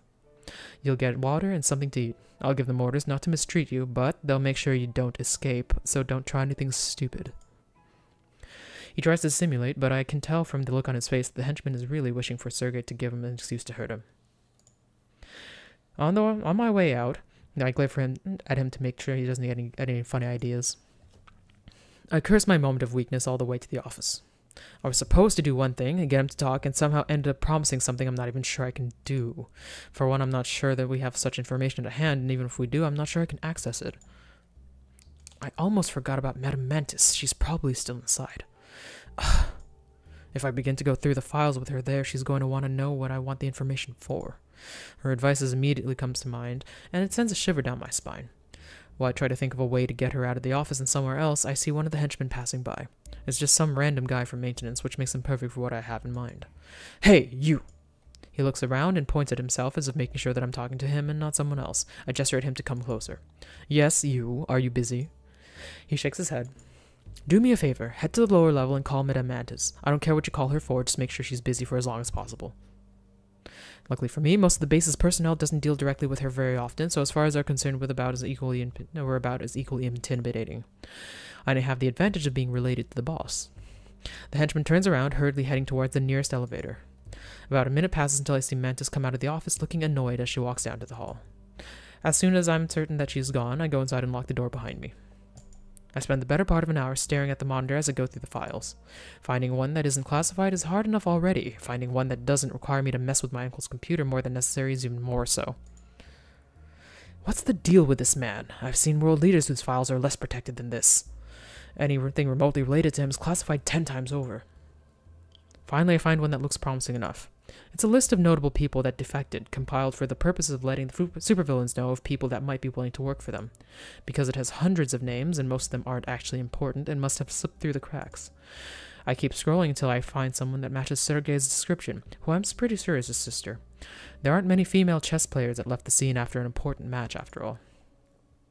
She moved to America under a new identity. That makes sense. From the looks of it, she retired from chess and has been living quite a quiet life since then. In the end, I don't find much information beyond that, but at least it's better than nothing. While I go over the files once more to make sure that they're just as I found them, I pick up the phone and call the lab. When the henchman answers, I can hear the guards arguing with each other in the background. It's not a good sign. I've got what I need. I'll be down in a minute. Go tell the guards to ready the vehicle and deliver Sergei to the garage when it's done. I want him tied up and blindfolded. We'll drop him at the nearest city.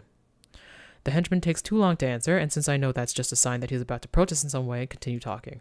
The sooner he's out of here, the sooner this is over with. Maybe it will even look like we know what we're doing if there isn't an angry Russian in the middle of the laboratory by tomorrow morning. He doesn't sound too convinced as he hangs up, but I honestly couldn't care less about his opinion at this point. When I get back to the lab, I expect to see the henchman escorting Sergei outside, and maybe with the help of a couple of guards. Those were my instructions, after all. Instead, I find just the two of them standing in the middle of the room.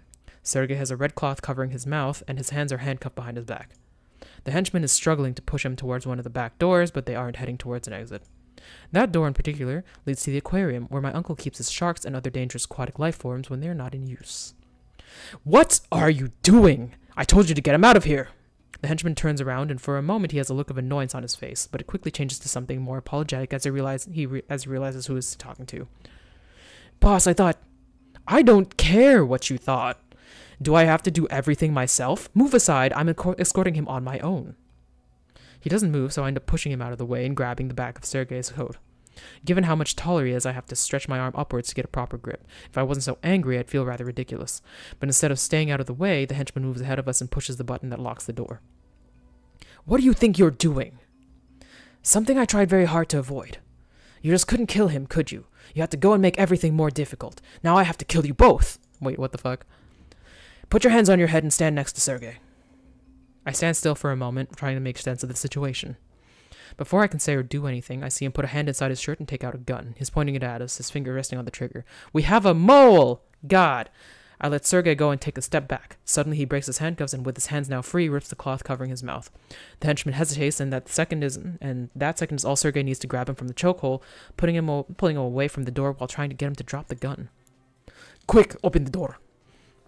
I get to the keypad, but nothing I do unlocks the door. I can't activate the alarm either, as the only thing I get when I try is an error message. He overrode my codes! Sergei isn't any more successful, and the henchman elbows him so hard that he knocks him backward. He has to take a moment to catch his breath. Since I can't do anything about the door, I begin going through the drawers, desperately trying to find something useful. All I manage to find is a small handgun, so it will have to do. Unfortunately, I'm not a good shot, and between my nerves and lack of practice, I don't even come close to hitting the henchman when I fire. I feel so betrayed. Aw, yeah. It's enough to startle him, however, and Sergei used the opportunity to run towards me. He pushes the table on his side, and we both duck behind it using it as cover. Almost immediately, he snatches the gun away from my hand. Hey! The one who can actually shoot a target at point-blank range gets the gun, especially because we only have 5 bullets left. Don't move. He leans to the side slightly, just enough to get his hand and part of his head from behind the table. Fuck, I can't see him anymore. You two know each other, don't you? He looks at me for about a second before he turns around and goes back to keeping an eye on the laboratory. I'm pretty sure that he's not going to answer me, but then he sighs. His name is Yakov. We used to work together before he defected. I had heard the rumors, but I didn't think that he'd actually become a mercenary. He's a shame for more than just the KGB. He's a shame for the whole Soviet Union. I didn't recognize him at first, but when he spoke to me, I realized that it was him. A mercenary? That's impossible. He's been here for months. I conducted all the interviews around the time he was hired myself. I would have noticed if there was anything suspicious. Sergei gives me a skeptical look. Admittedly, being shot by someone I hired is not the ideal situation to argue about my ability to judge people. He said his original contract was for someone called Sphinx. He hesitates a little before saying the name as if he was trying to recall exactly where he had heard it before. Uncle! I don't find out whether he remembers because it's me who messes up. I bite my tongue, but it's too late. In the heat of the moment, I let slip that we're related. He came here for your uncle. Do you really want to talk about that right now? Yes! He's interrupted by the sound of an alarm as the white light of the laboratory lamps is replaced by an intermittent red flash. What's that? Shit, that's why he didn't shoot us when he ran to hide. It's the evacuation alarm. And it can be activated from any room? Is it just for evacuation? By anyone with a code, yes. It wouldn't be much of an alarm otherwise, wouldn't it? But more importantly, once activated, it purges everything inside the base. It's basically a self-destruction sequence. How long do we have? About 20 minutes, give or take. It depends on how much data on the computer has to erase beforehand. Think. He overrode my code, but my uncle's can't be because it's also the master password. There's nothing I can do about the alarm, but I can use another code to open the door. Then we can get out. Good. Stand up then. What? If he doesn't shoot, then he's gone. If he shoots, I can see where he's doing it from and shoot back. Except he has to shoot me for that. Sergei glares at me, and I get the impression that if I don't stand up on my own, he's just going to throw me aside anyway, so I do it. Mere seconds later, a bullet grazes my arm from behind one of my uncle's machines. Sergei noticed it too and quickly shoots twice in succession. The first one hits the henchman in the arm, making him drop his gun, and the second goes straight through his leg, making him fall to the ground. Sergei runs towards him and kicks the gun as far as he can, and then uses his free hand to forcibly drag the henchman from behind the machine. I take a second to check my arm. It hurts like hell, but it's not too bad. Nothing that will cause permanent damage, at least. Deciding that it's as safe as it's going to get, I go to the keypad and begin to work on unlocking the door. Just like I thought, the henchman had no way of disabling my uncle's codes, so it's a matter of trying them all until I find one that works and the door opens. Done. Let's get out of here. What do you want to do with him? I take a look at the henchman, who's pressing his hand against the wound to slow down the bleeding. As if it were for me, I'd just leave him here, but something tells me that my uncle is going to want to have a word or two with him once he finds out about all of this. Right, I suppose we should take him with us. You're lucky it wasn't Sphinx who had to go through this. Who says he wasn't? You haven't seen him since you arrived, have you? Mantis did. Are you sure? I made a pause while I think. Actually, no. She said that he had gone to take care of some business before I arrived, not that she had seen him. We both know that the hangar is all the way over at the other side of the base. You won't make it in time if you decide to take me with you. Since, thanks to Sergei, I can't walk on my own. So you can either go looking for him, or you can make sure that we all need to get out of here together, but you can't do both.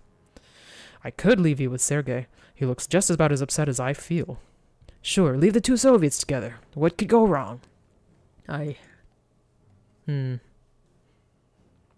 was a good question.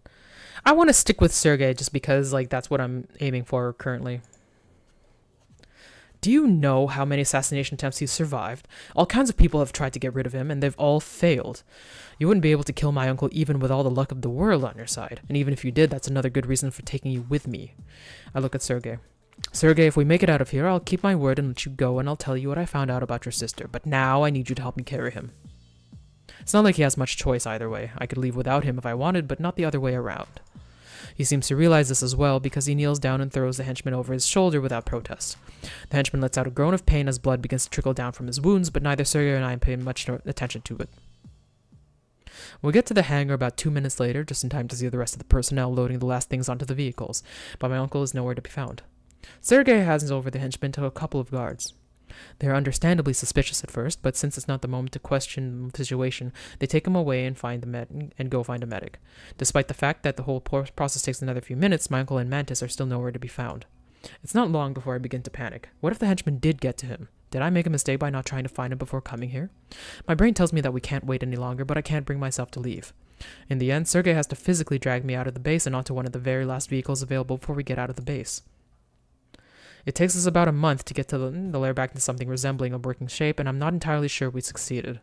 The mercenary damaged a lot of the sensitive equipment with the stunt he pulled, and though buying replacements is easy enough, it still takes a lot of hands to set it up. I don't have the nerve to tell my uncle that I'm planning to move out once I sell the diamond, which Sergei conveniently still had, and which agreed to hand to me in exchange for employment. Oh! My uncle has been pretty understanding, all things considered, so I don't want to push my luck by upsetting him. I finish filling the box with the parts that need to be thrown away, and I pick it up. Huh. Sergei was supposed to be here hours ago. Sergei, come over here and we need to finish moving these. There's no answer. I don't keep an eye on him, constantly based on the fact that he's more competent than half the henchmen put together, but that doesn't mean I can have him running around unsupervised. Sergei?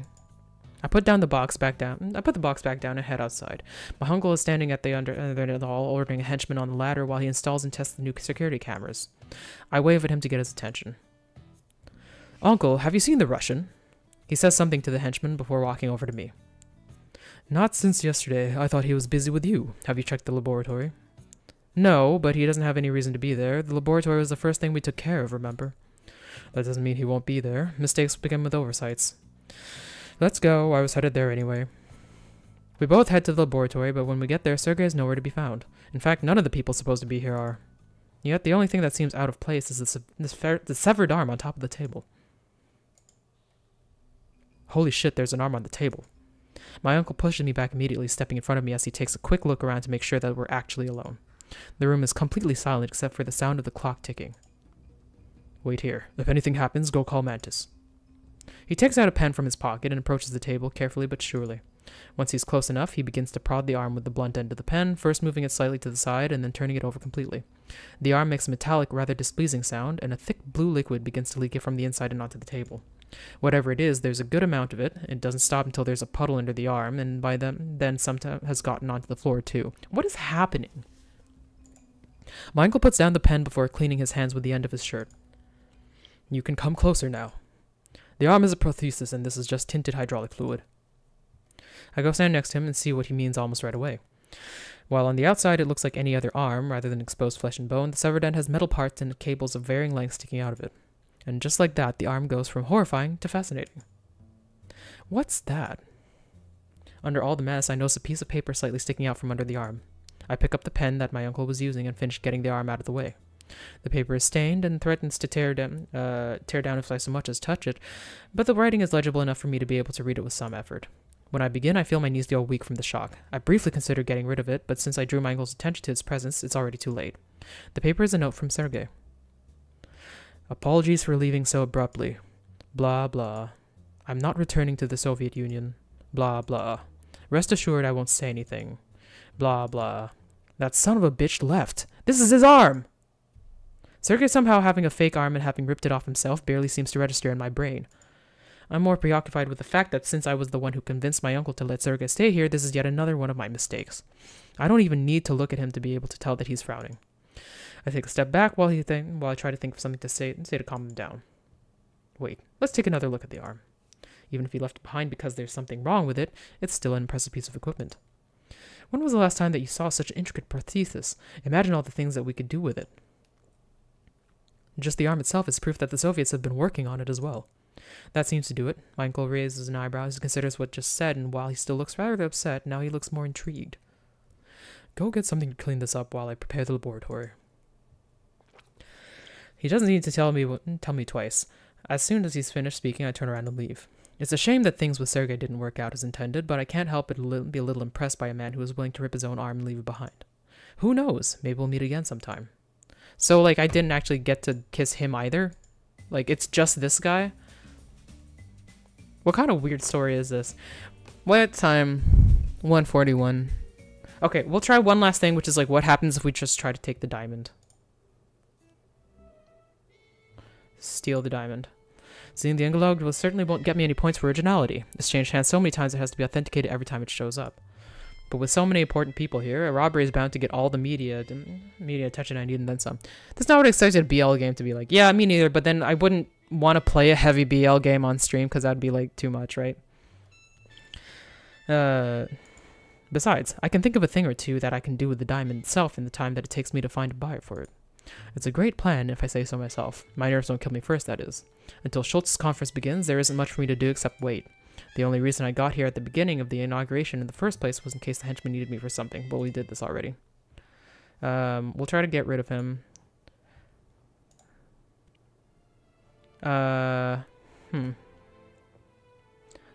We'll say there's something suspicious about him. We'll just see where this ends. It's not uncommon to find Russian expatriates in high-profile events, but in general, they're pretty easy to recognize.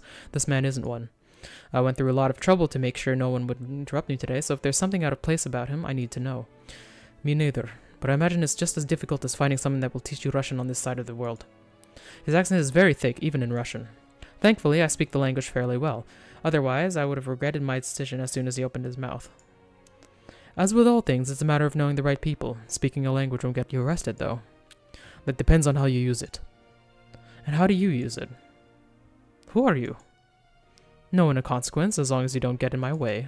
We exchange a look of suspicion before he goes back to reading, not without hesitation. Seems like I'll have to keep an eye on him. Third call. Okay, we did this already. Blah, blah, blah. Feel someone pulling arm and turn to see that the henchman has finally regained consciousness. His nose is bleeding from Hunter's punch and has a split lip. He's pretty lucky that he didn't get trampled by people on their way out. Boss, we should leave.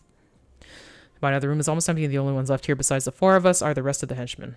At least they have their common sense not to pick up their guns again. With how bad they look, I wouldn't trust any of them with one. I shake my head. Like hell we are. I'm not going back empty-handed. Get everyone out of here and meet me by the vehicle. I'll take care of this myself. Eventually, do you plan? Well, you do plan on have dinosaurs and dinosaurs. Yeah, imagine.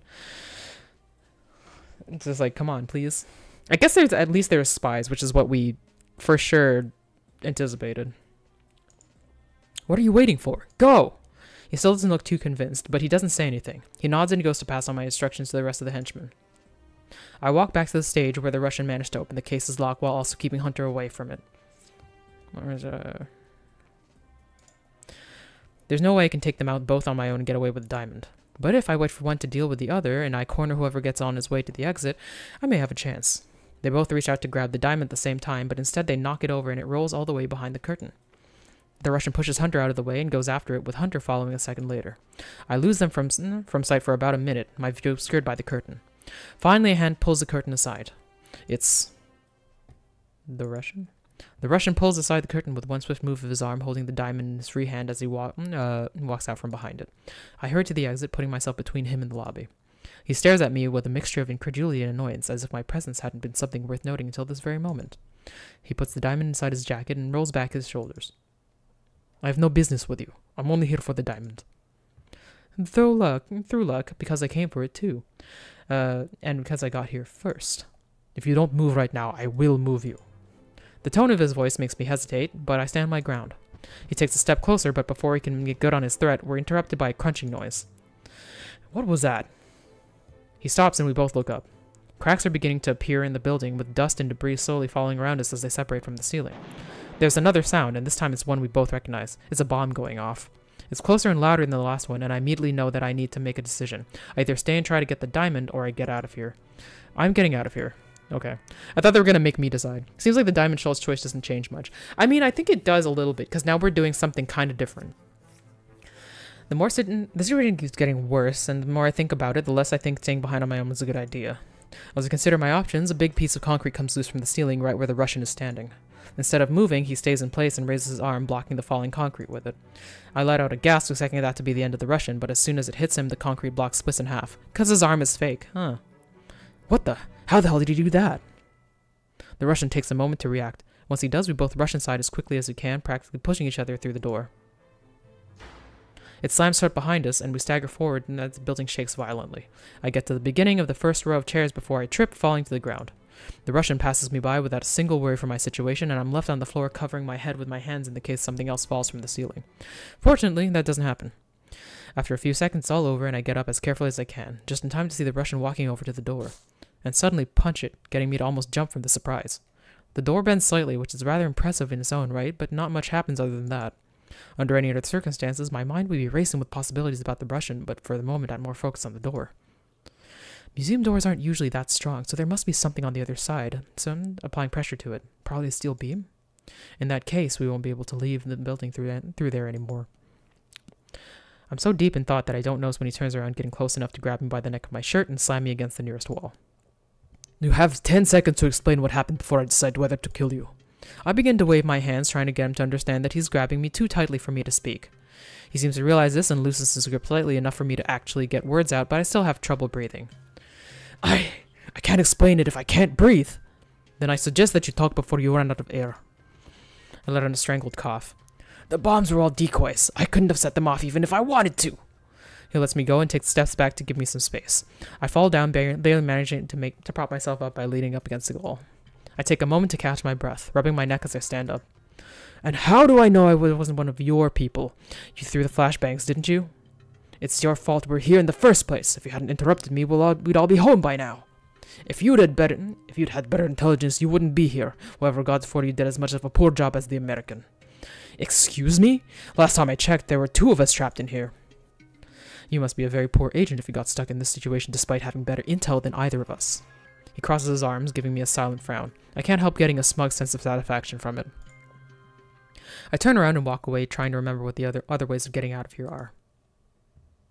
My first idea is to try to climb the stage to get to the stage door, but I discard it as soon as I realize that there's too much rubble for me to go through. Even if I were more athletic, I don't trust my depth perception that much. I guess that my only other option is looking for one event in the air vents. So we're trapped in the room now. Finding an air vent is easier said than done, and between busted lights and having to be careful in general, it takes me about an hour to make any real progress. Because the vent I ended up finding is barely above ground level, at least I don't have to climb on anything. Since it's partially covered by a wooden panel, I need to remove it before I can tell whether I'll be able to use it to get out. But just when I try to take the cover off, I feel my hand tingle with the sensation of an electric current. I move it away as fast as I can, and I realize that there's a torn cable right next to the panel. Almost right away, the cable begins to let out sparks from its ends. The cable had been right outside my field of vision until a moment ago, halfway covered by the panel. Fortunately, I'm no worse for the wear other than the surprise, and I let out a sigh of relief. Damn, that was close. If I hadn't reacted so fast, that would have been one very nasty burn. After that, I'm hesitant to try and keep going ahead by myself. I have no way to treat an injury, especially a bad one. Which means... I take a moment to consider whether working with a Russian is better than the possibility of electrocuting myself to death, and come to the conclusion that it is. If I'm lucky enough, he'll need me for something, and it will spare me the moment of embarrassment. I decide to use the opportunity to change out of my suit into my uniform. It's about as dirty, but it's a lot more comfortable.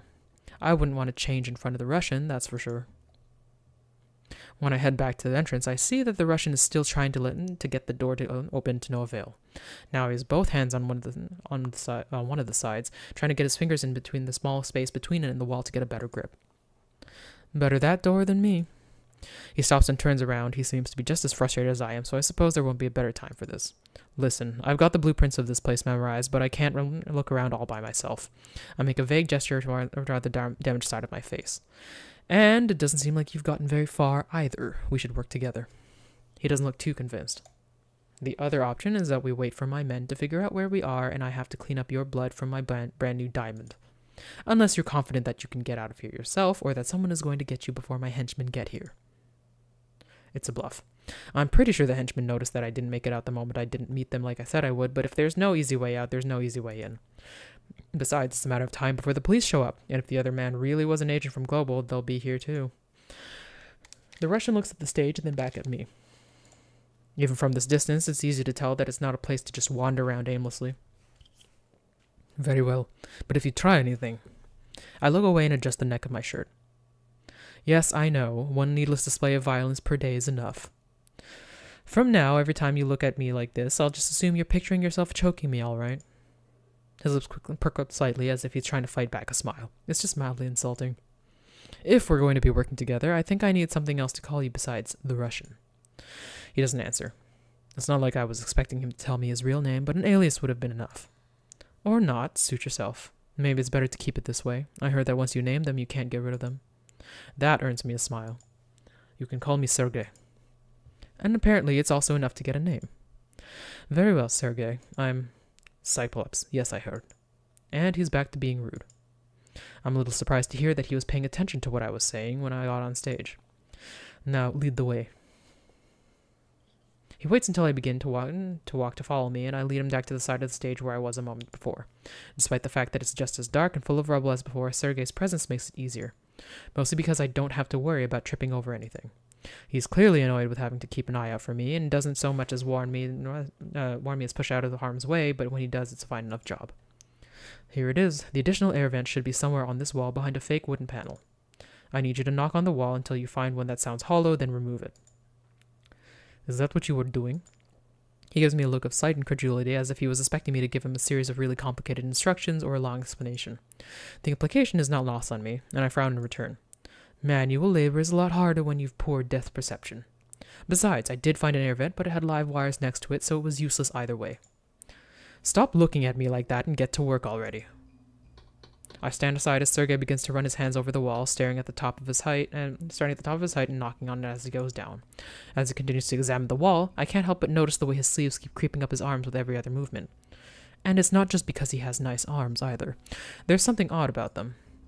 I'm not an expert in anatomy, but I know enough to notice the way his muscles move don't quite correspond to what he's doing. No matter how strong they are, normal people just don't use their arms to block falling concrete. He held me against the wall so effortlessly, too. He isn't some ordinary agent, I just know it. I could easily ignore it since it's not directly related to our situation, but human modification of any kind requires pretty high-end technology. It's not just the first thing that comes to my mind when I think of the Soviet Union. My curiosity won't let me be until I get some sort of information out of him.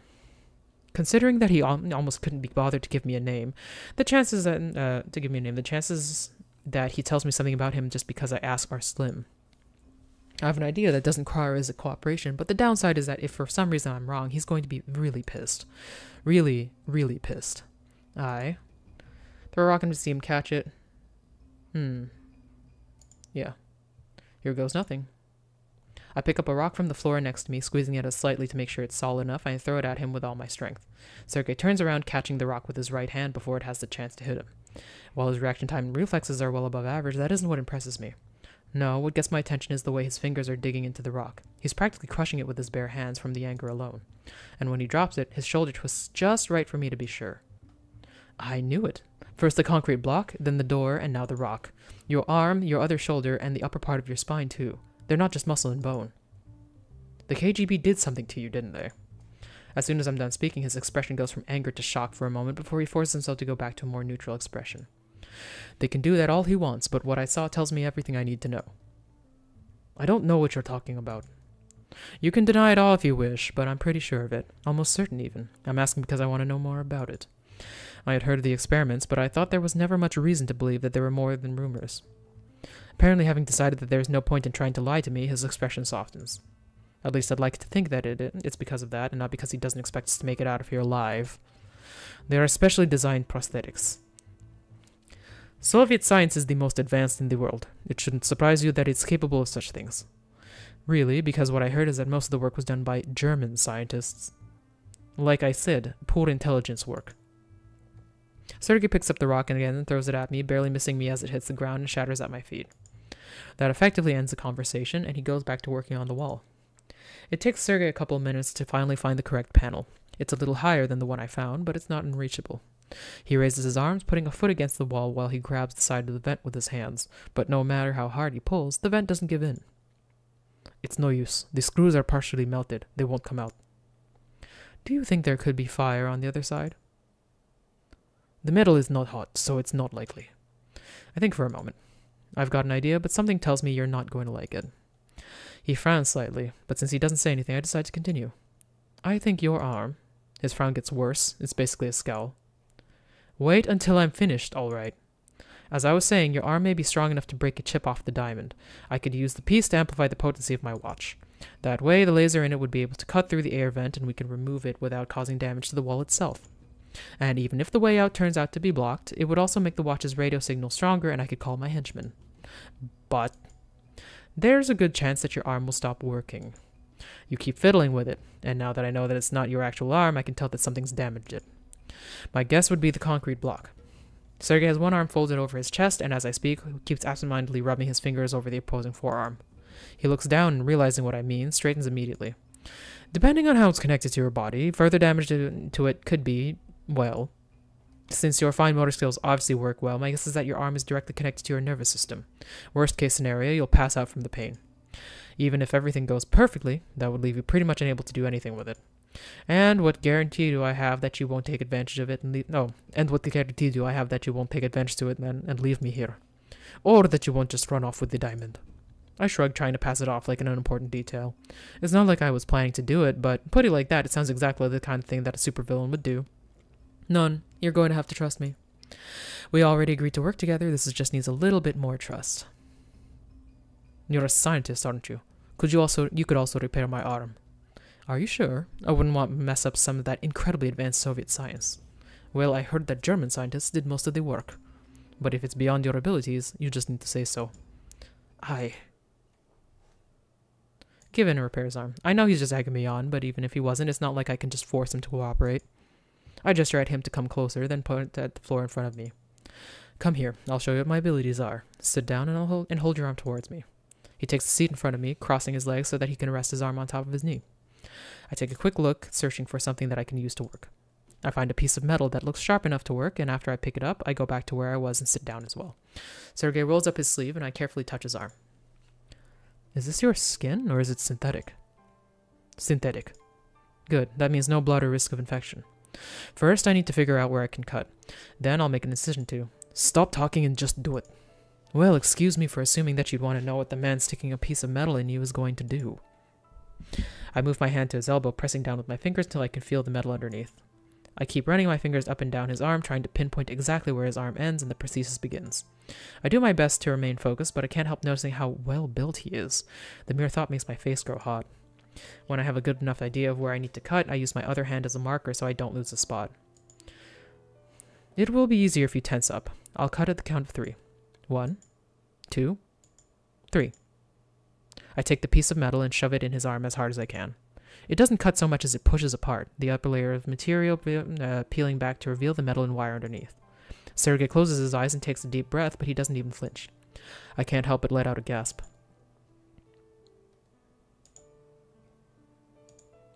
No wonder the Americans are losing sleep. This is amazing. The way his arm is constructed is, simply put, impressive. It is powered by a hydraulic system made up of an intricate arrangement of intertwined cables and valves. A great amount of care must have gone into the design. All the materials fit the shape of the arm almost perfectly, making it almost indistinguishable from a real one at first glance when covered.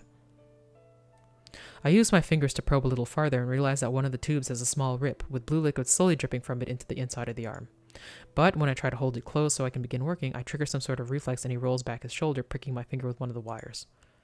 Damn! With my hand covered in the blue glue liquid, it's hard to see whether I'm bleeding, but it doesn't look like it. And I bet it's going to keep happening. He's not even looking at me, and I can still tell how focused he is on what I'm doing. He's just too tense. Perhaps if he had something to distract himself with. I wipe my hand on my jacket before putting it back in. What's life in the Soviet Union like? He opens his eyes, frowning slightly as he looks at me. So you can tell me how bad it is? You're still upset about what I said about your arm? Come on.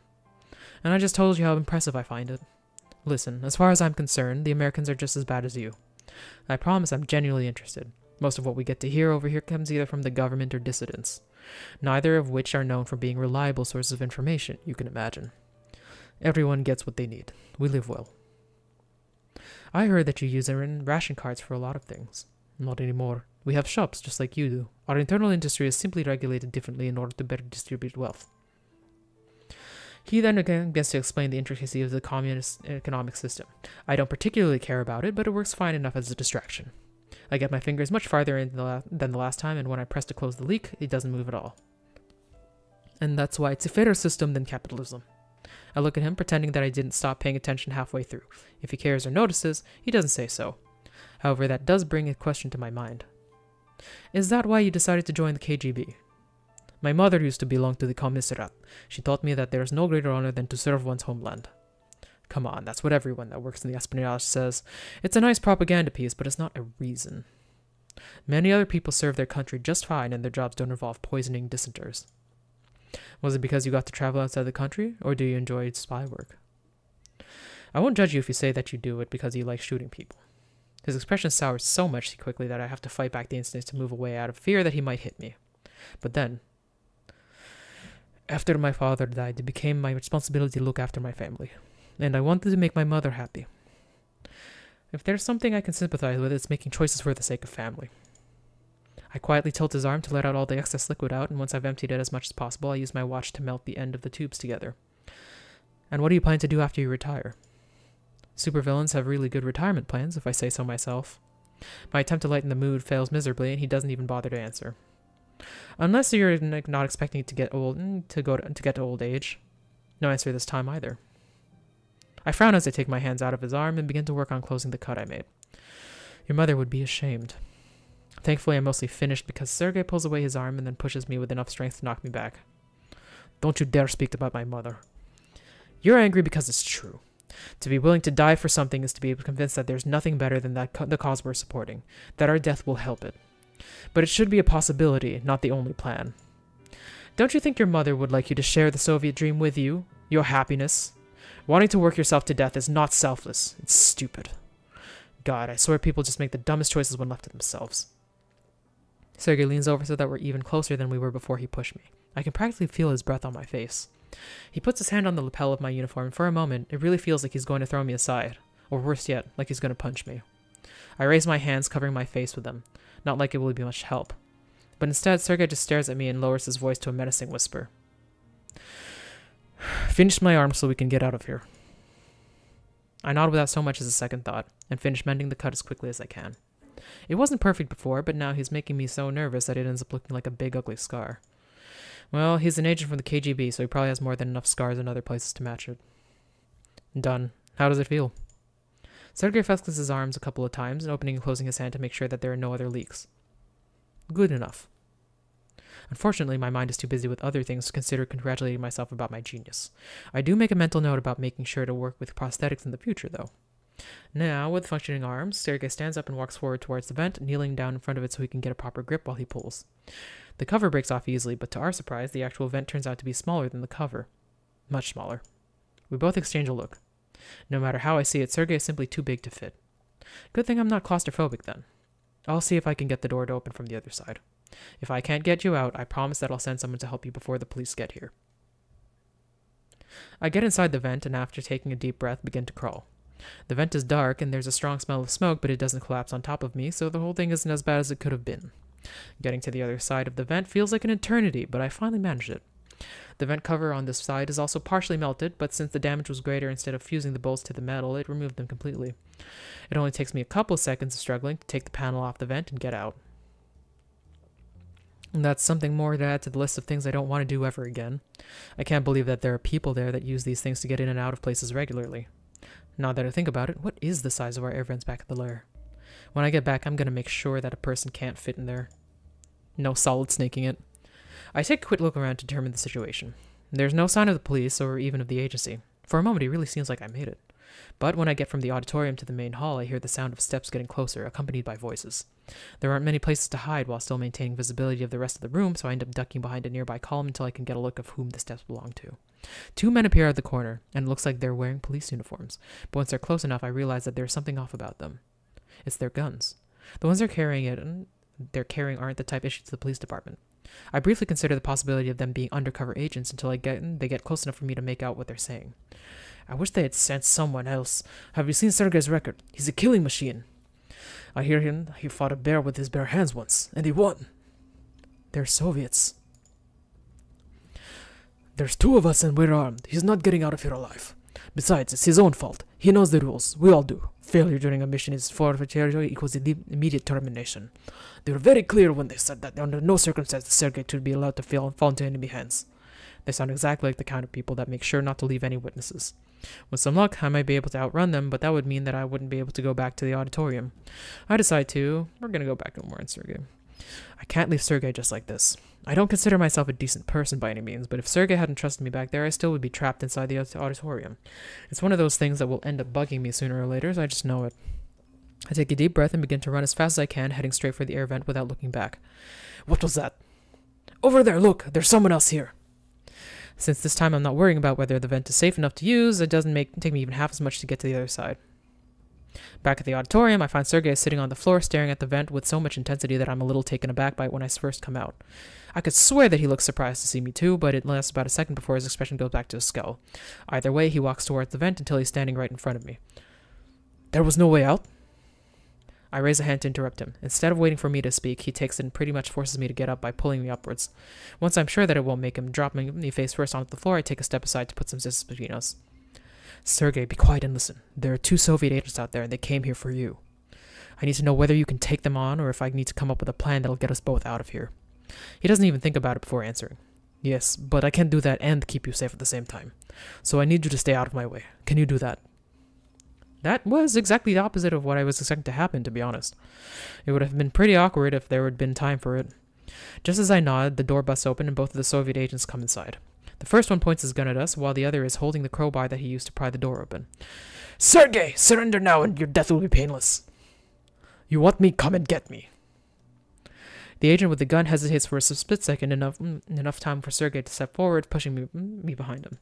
My first instinct is to do something, anything, but I remember what Sergei said, and so I remain perfectly still, even as the Soviet begins to fire. Sergei raises his arm, deflecting the bullets with it, and one by one they fall to the floor, Matrix style. It would be impressive if I wasn't standing right here. The scene continues for a couple of seconds more until the agent runs out of bullets. And just in time, too, because Sergei's arm doesn't look like he can keep up with it for much longer. The impact from the bullets has torn away patches of the synthetic skin, enough to make dents on the metal underneath and cause some of the blue liquid inside to begin to leak. Wonder Woman style. Both agents now look really tense, like they did when I saw them on the outside, maybe even more. While the one holding the gun attempts to reload it, Sergei runs forward, closing the distance between them. They struggle for a bit, but even after being shot, Sergei is considerably stronger than the agent. He manages not only to take the gun away, but also to throw the other man off balance, who ends up half unconscious from the fall. Unfortunately for me, rather than attempt to help his companion, the agent still standing decides to focus his attention on me. He raises the crowbar, holding it over his head as he approaches. It takes me a second to realize what he means to do with it. Oh shit. I begin to back away at a roughly the same pace and glance at Sergei, only to see him too busy to notice that I'm in trouble. The Soviet then swings the crowbar, and I barely manage to avoid getting hit by it the first time. By his third or so attempt, my back is already against the wall, and I have nowhere else to move. He presses the crowbar against my neck, too quickly for me to be able to put my hands between them to relieve some of the pressure. Soon I start grasping for breath, and my vision goes blurry. The last thing I see before I fall unconscious is the agent stepping away. Damn. Oh. When I regain consciousness, the first thing I realize is that I'm no longer on the floor. Instead of cold, hard marble, I feel someone's skin against mine. I'm being carried. My first instinct is to struggle, but the grip around me gets tighter to keep me in place. Stop it, or it'll make me drop you. I go limp at the sound of Sergei's voice, and the memory of what happened comes back to me. And just what do you think you're doing? A woman called, said her name was Mentis. You answered my communicator. I touched my wrist to confirm my suspicion. My watch is not there. Yes, I did. Was I supposed to wait for you to wake up? She's coming to pick us up. For what it's worth, she sounds really worried about you. Right. I bet she just wants to have cleaned up Keegan's mess on her side when Uncle thinks about who'd shot first. Wait a second. Us. When I told her what had happened, she became quite interested in meeting me. I can't even begin to imagine how that conversation must have been like for Mantis to agree that the best course of action was to meet with a complete stranger. Just like that? For all you know, she's going to shoot you the moment she sees you. You're a Soviet spy! Not anymore, no. There's a moment of silence as he continues to carry me through the auditorium. You know I can walk. I know that. I'm carrying you like this in case they get any ideas about shooting me. I raise my head slightly to look at him, and I see that he's smiling. I frown in return, but as soon as he's not looking, I rest my head against his chest. All things considered, today could have turned out worse. I mean, could it have?